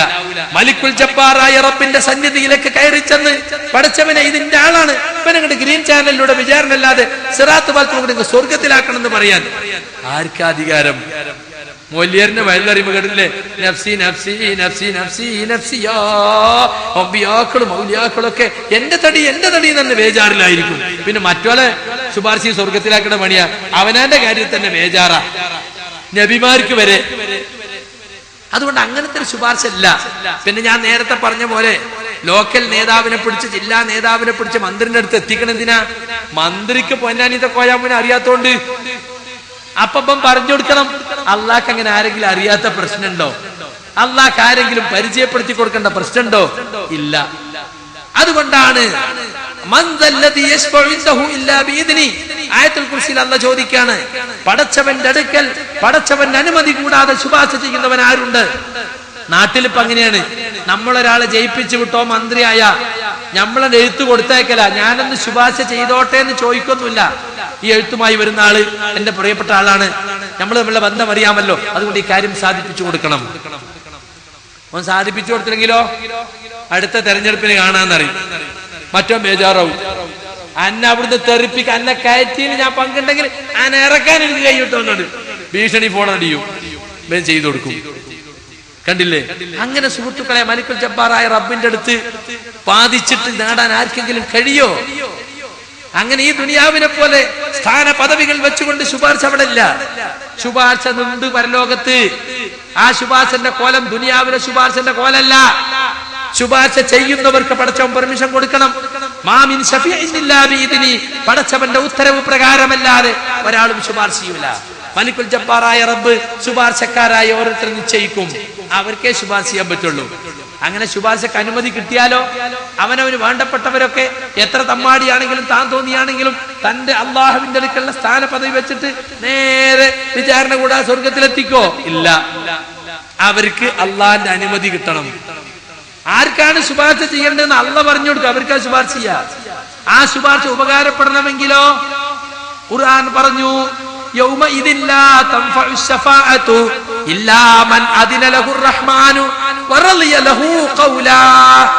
അന്നേ ദിവസം ശുപാർശ ഉപകാരപ്പെടുകയില്ല. ആർക്കല്ലാതെ? അള്ളാഹു അനുമതി കൊടുത്തവർക്ക്, അള്ളാഹു വാക്കാൽ തൃപ്തിപ്പെട്ടവർക്കല്ലാതെ. പടച്ചോന്റെ പൊരുത്തം കിട്ടിയവർക്ക് ശുപാർശ ഉപകാരപ്പെടുള്ളൂ. അപ്പൊ ശുപാർശ ചെയ്യുന്നവന് അള്ളാഹിന്റെ അനുമതി വേണം. ആർക്കാ ശുപാർശ ഉപകാരപ്പെടുക അതും അള്ളാഹ് തീരുമാനിക്കും. അപ്പൊ പിന്നെ ശുപാർശ യഥാർത്ഥത്തിൽ ആരാ? ശുപാർശന്റെ അധികാരി അള്ളാഹ് തന്നെയാണ്. അള്ളാഹ് നിശ്ചയിക്കുന്ന ശുപാർശക്കാരൻ, അള്ളാഹ് കാണിച്ചു കൊടുക്കുന്ന ആൾക്ക് ശുപാർശ ചെയ്യുന്നു അള്ളാഹിന്റെ പെർമിഷൻ അനുസരിച്ച്. അപ്പൊ പിന്നെ വിശേഷിച്ച് എന്തുണ്ടോ? അതുകൊണ്ടാ ഖുർആൻ പറഞ്ഞത് ഖുല്ലില്ലാഹി ശഫാഅത്തു ജമീആ, പറയുക നബിയേ എല്ലാ ശുപാർശയും അല്ലാഹുവിനാകുന്നു. ശുപാർശന്റെ അധികാരം അല്ലാഹുവിനാകുന്നു. ഇതറിഞ്ഞൂടെ ആളുകൾക്ക്. ആളുകളെ വിചാരം എന്താണെന്നറിയോ? ഈ പറഞ്ഞ ഈ ദുനിയാവിൽ നടക്കുന്നത് പോലുള്ള ശുപാർശ അവിടെ നടക്കുന്നതാണ്. ഖൈറാൽ നബി ഷാഫി ചെയ്യും ഖിയാമത്തിൽ ഖത്ത് കബീർ കയ്യിൽ ഏകണം യാ അല്ലാഹ്. സബീനയിലുള്ളതാണ്. റസൂലുള്ള ശഫാഅത്ത് ചെയ്യുന്ന ദിവസത്തിൽ റിഫായി ശൈഖിന്റെ കത്ത് വാങ്ങിത്തരണം പടച്ചോനെ. അവ അള്ളാന്റെ റസൂൽ ശുപാർശ ചെയ്യും. ആ ശുപാർശയിൽ ഇവനെ ഉൾപ്പെടുത്തണമെങ്കിൽ റിഫായി ശൈഖ് റസൂലിന്റെ പേരക്കുട്ടിയായി വന്നിരുന്ന തങ്ങളാ, മൂപ്പരെ കത്ത് വേണം. അതാരാ വാങ്ങിക്കൊടുക്കേണ്ടത്? അള്ളാഹ് വാങ്ങിക്കൊടുക്കണം. അള്ളാന്റെ സ്വർഗത്തേക്ക് ഒരാളെ കടത്തണമെങ്കിൽ അള്ളാഹ് എന്ത് വേണം? റിഫായിന്റെ കത്ത് വാങ്ങിയിട്ട് ഇവന് കൊടുക്കുക. എന്തായിരിക്കും ആ കത്തിലുള്ളത്? പ്രിയപ്പെട്ട നബി, ഈ വരുന്ന അബൂക്കറുട്ടി പൊന്നാനിയിൽ റിഫായി രാത്തീബ് നടത്തുന്നതിനും നമ്മുടെ ദർഗകൾ സംരക്ഷിക്കുന്നതിനും സുന്നത്ത് ജമാഅത്തിന് വളരെ കഷ്ടപ്പെട്ട ആളാണ്. വഹാബികൾ എതിർക്കുന്നതിന് മുമ്പിലുള്ള ആളായിരുന്നു. അതുകൊണ്ട് ഇദ്ദേഹത്തെ അങ്ങയുടെ ശുപാർശയിൽ ഉൾപ്പെടുത്തണമെന്ന് താങ്കളുടെ പേരക്കുട്ടികളിൽപ്പെട്ട റിഫായി ഒരു കയ്യൊപ്പ് ബനി കത്തും കീസിലിട്ടിട്ട് പരലോകത്ത് ചെല്ലുക. റസൂലുള്ളാഹിന്റെ ശഫാഅത്തിന് ഇങ്ങനെ രംഗം ശരിയായിക്കൊണ്ടിരിക്കുന്നു. അപ്പൊ അനൗൺസ്മെന്റ് കത്ത് കൊണ്ടുവന്നവർ ഇവിടെ ഏൽപ്പിക്കേണ്ടതാണ്. അപ്പൊ എല്ലാവരും റിഫായിന്റെ കത്ത്, വൈദ്യശേഖിന്റെ കത്ത്, മമ്പർന്നങ്ങളെ കത്ത്, ബദരീങ്ങളെ കത്ത്, മനമ്പത്ത് ബീവിന്റെ കത്ത്, കത്തിന്റെ ഒരു പ്രളയം. ഉടനെ അടുത്ത പ്രഖ്യാപനം, ശഫായത്തിന് വേണ്ടി കത്ത് ഇടുന്നവർക്ക് എല്ലാവർക്കും ശഫായത്ത് ലഭിച്ചതായി അറിയിക്കുന്നു. അവർ നേരെ സിറാത്ത് പാലത്തിലൂടെ സ്വർഗത്തിലേക്ക് പോകേണ്ടതാണ്. എല്ലാവരും കത്ത് വാങ്ങിയാലൊക്കെ സ്വർഗത്തിൽ. ഞമ്മക്ക് പിന്നെ കത്തുമില്ല, ആളുമില്ല, നമ്മൾ അവിടെ ബാക്കിയാവും. ഇതായി കൗമിന്റെ വിശ്വാസം. അപ്പൊ അള്ളങ്ങനെ വന്നിട്ട് നോക്കും, ആ നിങ്ങൾ കുറച്ചാൾ കൂടി ഉണ്ട് പോകാല്ലേ, നിങ്ങൾ വഹാബികളാ, പോയൊക്കെ കഴിഞ്ഞു. ഇതാണ് അവിടെ നടക്കുക. ഈ കൗമിനെ പേര് പഠിപ്പിച്ചു വെച്ചിട്ടുള്ളത്. ഞമ്മക്ക് ശുപാർശക്ക് പലരുണ്ട്, ഇവർക്ക് ശുപാർശക്ക് ആരുമില്ല. ഞമ്മക്ക് ആരൊക്കെ ഉണ്ട്? വൈദ്യശേഖുണ്ട്, ഇഫായ് തങ്ങളുണ്ട്, മമ്പർന്നങ്ങളുണ്ട്, പുത്തമ്പള്ളി മൂപ്പരുണ്ട്, മനമ്പത്ത ബീവിന്റെ എല്ലാരും ഉണ്ട്. ഇവരെ കാര്യം കട്ടപ്പുകെ, ഇവർക്ക് ശഫായത്തിന് ആളെന്നല്ല. ഈ രൂപത്തിൽ ഖൗമിനെ പഠിപ്പിച്ചു വെച്ചിരിക്കാണ്. എന്നാ വിശുദ്ധ ഖുർആൻ പറഞ്ഞത് കേട്ടോളൂ, ഈ ലോകത്ത് നടക്കുന്ന പോലെ ഒരൊറ്റ ശുപാർശയും അവിടെ നടക്കൂല. വത്തഖൂ യൗമൻ ലാ തജ്സി നഫ്സുൻ അൻ നഫ്സിൻ ശൈആ വലാ യുഖ്ബലു മിൻഹാ അദ്ലുൻ വലാ തൻഫഉഹാ ശഫാഅ വലാ ഹും യുൻസറൂൻ. ഒരു മനുഷ്യനും മറ്റൊരു മനുഷ്യന് ഉപകാരം ചെയ്യാൻ കഴിയാത്ത ദിവസം. ഒരു ഫൈന് കൊടുത്ത് നമ്മളിവിടെ ജയിലിൽ നിന്നൊക്കെ രക്ഷപ്പെടാൻ നല്ല തുക ജാമ്യം കൊടുത്ത് അങ്ങനെ രക്ഷപ്പെടാൻ കഴിയില്ല. ഒരു പ്രായശ്ചിത്തവും സ്വീകരിക്കപ്പെടുന്നതല്ല, ഒരു ശുപാർശയും ഉപകാരപ്പെടുന്നതല്ല, ഒരു സഹായവും ലഭിക്കുന്നതല്ല. അതുകൊണ്ട് സുഹൃത്തെ, ഈ ലോകത്ത് നടക്കുന്നത് പോലുള്ളൊരു ശുപാർശ അവിടെ നടക്കൂല. അതുകൊണ്ട് ഏതെങ്കിലും മധ്യസ്ഥന്മാരെ പിടിച്ച്, മഹാന്മാരെ പിടിച്ചിട്ട് അവരെ ശഫാഅത്തിന്റെ പിൻബലത്തിൽ അവരെ സേവ പിടിച്ച് സ്വർഗത്തിലെത്താം എന്ന് വിചാരിക്കേണ്ടതില്ല. പരലോകത്തെ ശഫാഅത്തുണ്ട്. റസൂലുള്ള ശഫാഅത്ത് ചെയ്യും, അമ്പിയാക്കൾ ശഫാഅത്ത് ചെയ്യും, സാലിഹീങ്ങളായ മുഅ്മിനീങ്ങൾ ശഫാഅത്ത് ചെയ്യും. പക്ഷേ ആ ശഫാഅത്ത് ഈ ദുനിയാവിലെ പോലെയല്ല. ശഫാഅത്ത് ചെയ്യുന്നവൻ അല്ലാഹുവിന്റെ അനുമതി വേണം. അനുമതി കിട്ടിയാലും ഇഷ്ടപ്പെട്ടവർക്ക് ശഫാഅത്ത് ചെയ്യാൻ പറ്റില്ല. അല്ലാഹ് നിശ്ചയിച്ചു കൊടുത്തവർക്ക് ശഫാഅത്തുള്ളൂ. അവരാരായിരിക്കണം? അല്ലാഹ് തൃപ്തിപ്പെട്ടവരും അല്ലാഹുവിന്റെ പൊരുത്തം ലഭിച്ചവരുമായിരിക്കണം. ശിർക്കോട് കൂടി മരിച്ചാൽ റസൂലിന്റെ ശഫാഅത്ത് കിട്ടൂല. എന്താ ശഫാഅത്ത്? റസൂലുള്ളാഹിന്റെ ശഫാഅത്ത് എന്ന് പറഞ്ഞാൽ എന്താ? ഒരു ദുആണ്. എല്ലാ നബിമാർക്കും ഉത്തരം കിട്ടുമെന്ന് ഉറപ്പുള്ള ഒരു ദുആക്കുള്ള ചാൻസ് അല്ലാഹു കൊടുത്തിട്ടുണ്ട്. എല്ലാ നബിമാരും ഈ ദുനിയാവിൽ വെച്ച് തന്നെ ആ ചാൻസ് ഉപയോഗിച്ചു. ഇപ്പൊ നൂഹ് നബി ഉമ്മത്തിന് വേണ്ടി അവസാന സമയത്തായിരുന്നു, ഉത്തരം കിട്ടിയല്ലോ. എന്നാ നബി പറയാണ്, എന്റെ ആ ദുആക്കുള്ള ചാൻസ് ഈ ദുനിയാവിൽ ഞാൻ ഉപയോഗിച്ചിട്ടില്ല, അത് ഞാൻ പരലോകത്തേക്ക് മാറ്റി വെച്ചിരിക്കുകയാണ്. ശഫാഅത്തൻ ലി ഉമ്മത്തി യൗമൽ ഖിയാമ, ഖിയാമത്ത് നാളിൽ എന്റെ ഉമ്മത്തിന് ശഫാഅത്ത് ചെയ്യുന്നതിന് വേണ്ടി. കണ്ടോ? എന്നിട്ട് റസൂൽ പറഞ്ഞ വാക്ക്, ഫഹിയ നായിലത്തുൻ ഇൻഷാ അല്ലാഹ്, എന്റെ ആ ശുപാർശ ലഭിക്കുന്നതാണ് അല്ലാഹു ഉദ്ദേശിച്ചാൽ. ആർക്ക്? ആർക്ക്? മൗലൂദ് ചോൽക്ക. മുഹമ്മദ് സിന്ദാബാ, ബിദ്അത്തല്ല, ബിദ്അത്തല്ല, സുന്നത്താണ് മൗലൂദ്. എണ്ണണമെങ്കിൽ എണ്ണിക്കോ, വഹാബി എണ്ണിക്കോ. റബീഉൽ അവ്വൽ ഇങ്ങനെ ജാഥ വിളിച്ചോനാ ശഫാഅത്ത് കിട്ടുന്നത്? ആണോ? അല്ല. റസൂലിന്റെ ശഫാഅത്തിനെ തേടിയോനാ? അതുമല്ല. വശഫാഅത ഹബ്ലനാ ഫിൽ ഖിയാമത്തി മുശ്ഫിഖാ വഅഹ്ലനാ ഇല്ലാ സയ്യിദി ഖൈറൻ നബി. നബിയേ, ഞങ്ങൾക്ക് അവിടുത്തെ ശഫാഅത്ത് ദാനമായി നൽകണേ. ഖിയാമത്ത് നാളിൽ ഞങ്ങളോട് കനിവ് കാണിച്ചുകൊണ്ട് ആ ശഫാഅത്ത് കിട്ടിയില്ലെങ്കിൽ ഞങ്ങളുടെ നാശമേ. ഖൈറായ നബിയേ, നബിമാരിൽ ഉത്തമരായവരെ. അങ്ങനെ നബിനോട് വിളിച്ച് ശഫാഅത്തിനെ തേടിയവർക്ക് ശഫാഅത്ത് അല്ല. പിന്നെയോ ഹദീസ് പഠിച്ചു വെച്ച മുസ്ലിമേ, ഫഹിയനായിലത്തുൻ ഇൻഷാ അല്ലാഹ്, ആ ശുപാർശ ലഭിക്കുന്നതാണ്. മൻ മാത മിൻ ഉമ്മത്തി ലാ യുശ്രികു ബില്ലാഹി ശൈആ, എന്റെ ഉമ്മത്തിൽ നിന്നും അല്ലാഹുവിൽ ശിർക്ക് വെക്കാതെ തൗഹീദോട് കൂടി അവസാന ശ്വാസം തൗഹീദിൽ ലയിച്ചു മരിച്ചവൻ അവർക്ക് എന്റെ ശഫാഅത്ത് ലഭിക്കുമെന്ന് മുഹമ്മദ് മുസ്തഫ സല്ലല്ലാഹു അലൈഹി വസല്ലം പറഞ്ഞിട്ടുണ്ട്. അതുകൊണ്ട് തൗഹീദിൽ ജീവിക്കുക, ശിർക്ക് ഒഴിവാക്കുക, അല്ലാഹുവിനോട് മാത്രം ദുആ ചെയ്യുക. ദുആ ഇബാദത്താണ്. നിസ്കാരം ഇബാദത്തായ പോലെ, നോമ്പും സകാത്തും ഹജ്ജും ഇബാദത്തായ പോലെ അദ്ദുആ ഹുവൽ ഇബാദ. ദുആ ഇബാദത്താണ്. അതുകൊണ്ട് ദുആ അല്ലാഹുവോട് മാത്രം. അവിടെയും മുസ്ലിയാക്കന്മാർ ഇഷ്കാലുണ്ടാക്കും. അവിടെ അദ്ദുആ എന്ന് പറഞ്ഞാൽ അലിഫ് ലാം ഉണ്ട് മൗലവി, ദുആ എന്ന് പറഞ്ഞാൽ വിളിച്ചു, ക്ഷണിച്ചു, കല്യാണത്തിന് വിളിച്ചു, പ്രബോധനം നടത്തി, പല അർത്ഥവുമുണ്ട്. അൽ ചേർത്ത് പറഞ്ഞാൽ ഒരു അത് ഇസ്തിഗ്റാഖിന്റെ അല്ലാണോ അഹ്ദിന്റെ അല്ലാണോ എന്നൊക്കെ ചോദിക്കും. ഒന്ന് സാധാരണക്കാർക്ക് അറിഞ്ഞൂടല്ലോ, നെഹവിന്റെ കളിയാ, ഗ്രാമറാ. അതുകൊണ്ട് ദുആന്റെ ഇനത്തിൽപ്പെട്ട എല്ലാത്തിനെയും ഉൾക്കൊള്ളും. അദ്ദുആ എല്ലാ ദുആയുന്നാണോ? അതല്ല, ഒരു പ്രത്യേക ദുആ എന്നാണോ? എല്ലാ ദുആയും ദുആ എന്ന അർത്ഥത്തിലുള്ള ഇബാദത്താകുന്ന ദുആ ഉണ്ടല്ലോ, ആ ദുആനെ പറ്റിയാണ് ഖുർആൻ നമ്മോട് പറഞ്ഞിട്ടുള്ളത്. ഉദ്ഉനി അസ്തജിബ് ലക്കും, എന്നോട് നിങ്ങൾ ദുആ ചെയ്യൂ എന്ന് പറഞ്ഞില്ലേ, ആ ദുആ അത് ഇബാദത്താണ്. അത് അല്ലാഹു അല്ലാത്തവരോട് ചെയ്യരുതെന്ന് പറഞ്ഞു. ഫലാ തദ്ഉ മഅല്ലാഹി അഹദ, അല്ലാഹുവോടൊപ്പം ആരോടും നിങ്ങൾ ദുആ ചെയ്യരുത്. ആ ദുആ ഇബാദത്താണ്. അതിനാണ് പ്രാർത്ഥന എന്ന് മലയാളത്തിൽ അർത്ഥം പറഞ്ഞത്. ഈ ഹദീസിന്റെ അർത്ഥം പറഞ്ഞുകൊണ്ട് തഴവ മുഹമ്മദ് കുഞ്ഞു മുസ്ലിയാർ പറഞ്ഞു, പ്രാർത്ഥന ഇബാദത്താ ഹബീബേ എന്ന് നുഅ്മാൻ അവർ പറയുന്നു നബിയിൽ നിന്ന്. അതുമാത്രമല്ല ഇബാദത്തിനതു മജ്ജയ എന്നും ഹദീസിൽ വന്നതും ശരി തന്നെയാ. ഒരു സംശയമല്ല, പ്രാർത്ഥന ഇബാദത്താണെന്ന് നുഅ്മാൻ ഇബ്നു ബശീർ റിവായത്ത് ചെയ്തിട്ടുണ്ട്. മുസ്ലിയാക്കന്മാർക്ക് പ്രാർത്ഥന ഇബാദത്തിന് അർത്ഥം പറയാൻ പറ്റില്ല. അദ്ദുആ ഹുവൽ ഇബാദ. അദ്ദുആ, ആ വിളി, ഈ വിളി, നിശ്ചിത വിളി ഇബാദത്താണ്. എന്നിട്ട് അതിന് പറയും അതെന്താണ്? അല്ലാഹു സമദാണെന്ന് വിചാരിച്ചുകൊണ്ടുള്ള വിളി, അല്ലാഹു ഇലാഹാണെന്ന് വിചാരിച്ചുകൊണ്ടുള്ള വിളി, ഇങ്ങനെയൊക്കെ. അപ്പൊ ഇലാഹാണെന്ന് വിശ്വസിച്ച്, സമദാണെന്ന് വിശ്വസിച്ച് ആരോട് പ്രാർത്ഥിച്ചാലും അത് ഇബാദത്താണ്. അങ്ങനെ വിചാരിച്ചിട്ടില്ലെങ്കിലോ അത് ഇബാദത്താവൂല. ഇങ്ങനെയാണ്. അപ്പൊ മൊയ്തീൻ ശൈഖയെ രക്ഷിക്കണേ, ബദരീങ്ങളെ കാക്കണേ നിങ്ങൾ പറയുമ്പോ മൊയ്തീൻ ശൈഖ് സമദാണ്, സ്വയം പര്യാപ്തനാണ്, സ്വയം കഴിവുള്ളവനാണ് എന്ന് വിശ്വസിക്കുന്നുണ്ടോ? ഇല്ല. സ്വയം കഴിവുള്ളവൻ അല്ലാഹു മാത്രമാണ്, സ്വയം പര്യാപ്തവൻ. ആ വിശ്വാസത്തോടെ ഞങ്ങൾ ദ്വാരക്കണത്. അപ്പൊ അതുകൊണ്ട് ശിർക്കാവൂല. ഞങ്ങളെ വിളി ശിർക്കല്ല. മൊയ്തീൻ ശൈഖയെ രക്ഷിക്കണേ പറഞ്ഞാൽ അത് ഇബാദത്താകുന്ന പ്രാർത്ഥനയല്ല, പാടില്ലെന്ന് ഖുർആൻ പറഞ്ഞ ദുആ അല്ല. നോക്കണങ്ങള്, ഈ സമദിയത്ത് വാദം കൊണ്ട് എത്ര കാലം നടന്നു.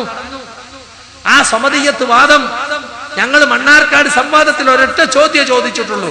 ഖുർആൻ ഇറങ്ങുന്ന കാലഘട്ടത്തിലുള്ള മക്കയിലെ മുശ്രിക്കുകൾ അവർ വിളിച്ചു പ്രാർത്ഥിച്ചിരുന്ന മഹാന്മാർക്ക് സമദിയത്ത് കൽപ്പിച്ചിരുന്നോ? സ്വയം പര്യാപ്തതയും സ്വയം കഴിവുമുണ്ടെന്ന് പറഞ്ഞിരുന്നോ? അതിന് ഖുർആൻ തെളിവുണ്ടോ? ഹദീസ് തെളിവുണ്ടോ? തെളിയിക്കാൻ സാധിച്ചില്ല.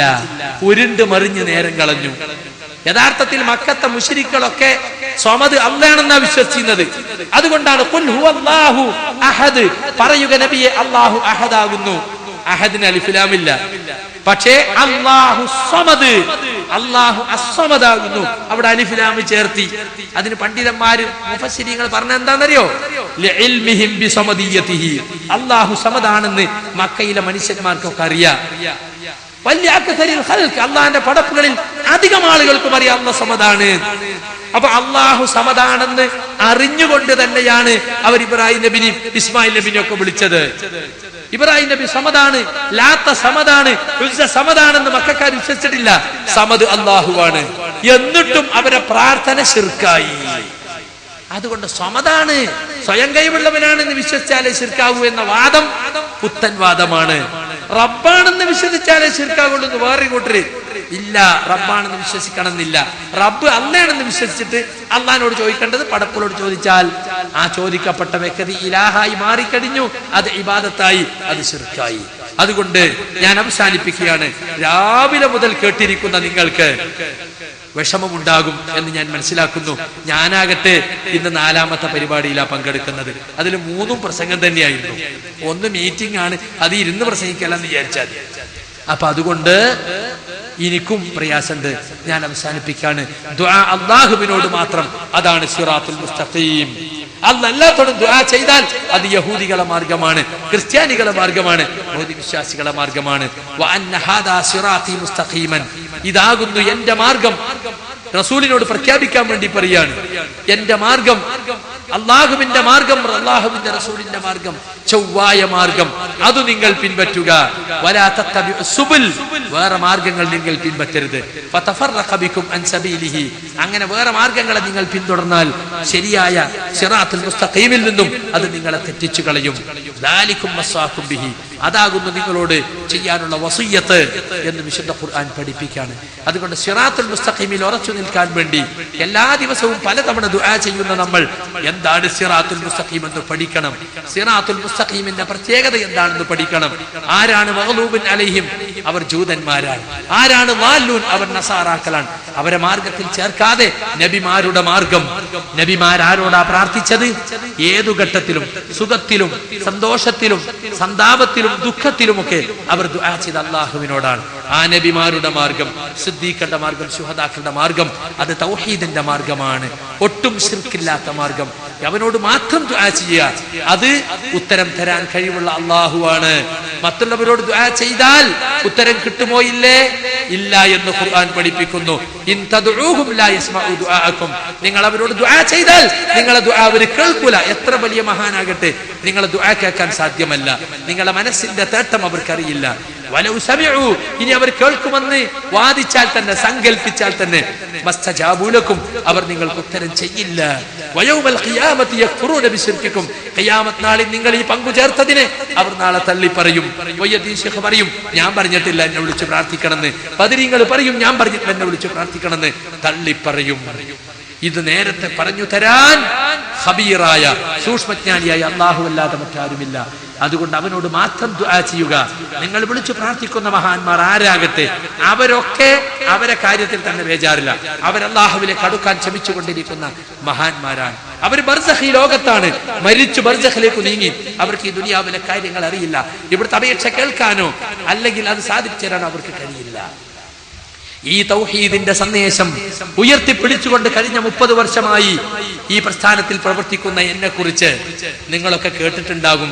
ഞാൻ ജിന്നിനോട് തേടാന്ന് പറയുന്ന ആളാണ്. കേട്ടിട്ടില്ലേ? ജിന്നിനോട് പ്രാർത്ഥിക്കാം, ജിന്നോട് സഹായം തേടാമെന്ന് പറയുന്ന ആളാണ് സക്കരിയ സലാഹി. അതുകൊണ്ടാ പുറത്താക്കിയത് സംഘടനയിൽ നിന്ന്. ഞാൻ ചോദിക്കട്ടെ സഹോദരി സഹോദരന്മാരെ, നിങ്ങളെ മുമ്പിൽ നിൽക്കുന്ന ഞാൻ പറയുന്നു, എനിക്ക് ആ വാദമില്ല. ഞാൻ എവിടെയും അങ്ങനെ പ്രസംഗിച്ചിട്ടില്ല, ഞാൻ എവിടെയും അങ്ങനെ എഴുതിയിട്ടില്ല. വിജനമായ സ്ഥലത്തും ജനനിബിഡമായ സ്ഥലത്തും, കടലിലും കരയിലും പുഴയിലും കുളത്തിലും നാട്ടും പുറത്തും കാട്ടിലും എവിടെ വെച്ചും അല്ലാഹുവിനോട് മാത്രമേ പ്രാർത്ഥിക്കാവൂ, അവനോട് മാത്രമേ സഹായം തേടാവൂ എന്നുറച്ചു വിശ്വസിക്കുന്നവരും അതിനുവേണ്ടി പ്രവർത്തിക്കുന്നവരുമാണ് ഞാൻ. മറിച്ചുള്ള വാദം എനിക്കുണ്ടെന്ന് പറയുന്നവർ തെളിവ് കൊണ്ടുവരണം. ഞാൻ പ്രസംഗിച്ച ഒരു ക്ലിപ്പ്, ഞാൻ എഴുതിയ ഒരു വരി ഇതുവരെയും കൊണ്ടുവരാൻ സാധിച്ചിട്ടില്ല. തനിച്ച ശിർക്കാരോപണമാണ്. എനിക്കില്ലാത്ത വാദം എനിക്കുണ്ടെന്ന് പറയാണ്. ഞാൻ ശിർക്കിലല്ലെങ്കിൽ വാദിച്ചവരിലേക്ക് അത് മടങ്ങും, അതിനെ സപ്പോർട്ട് ചെയ്തവരിലേക്ക് അത് മടങ്ങും. അവർ ശിർക്കിലായിക്കൊണ്ട് മരിച്ചു പോകും. വെറുതെ ഇല്ലാത്ത ഒരു വിവാദമുണ്ടാക്കി തൗഹീദ് പ്രസ്ഥാനത്തെ വീണ്ടും പുലർത്തി ദഅവത്ത് മുടക്കാൻ ഒരു കൂട്ടം ശ്രമിക്കുകയാണ്. നിങ്ങൾ അവർക്കെതിരെ ദുആ ചെയ്യണം. ഈ ഫിത്ന തുടക്കി വെച്ചത് ആരാണ്?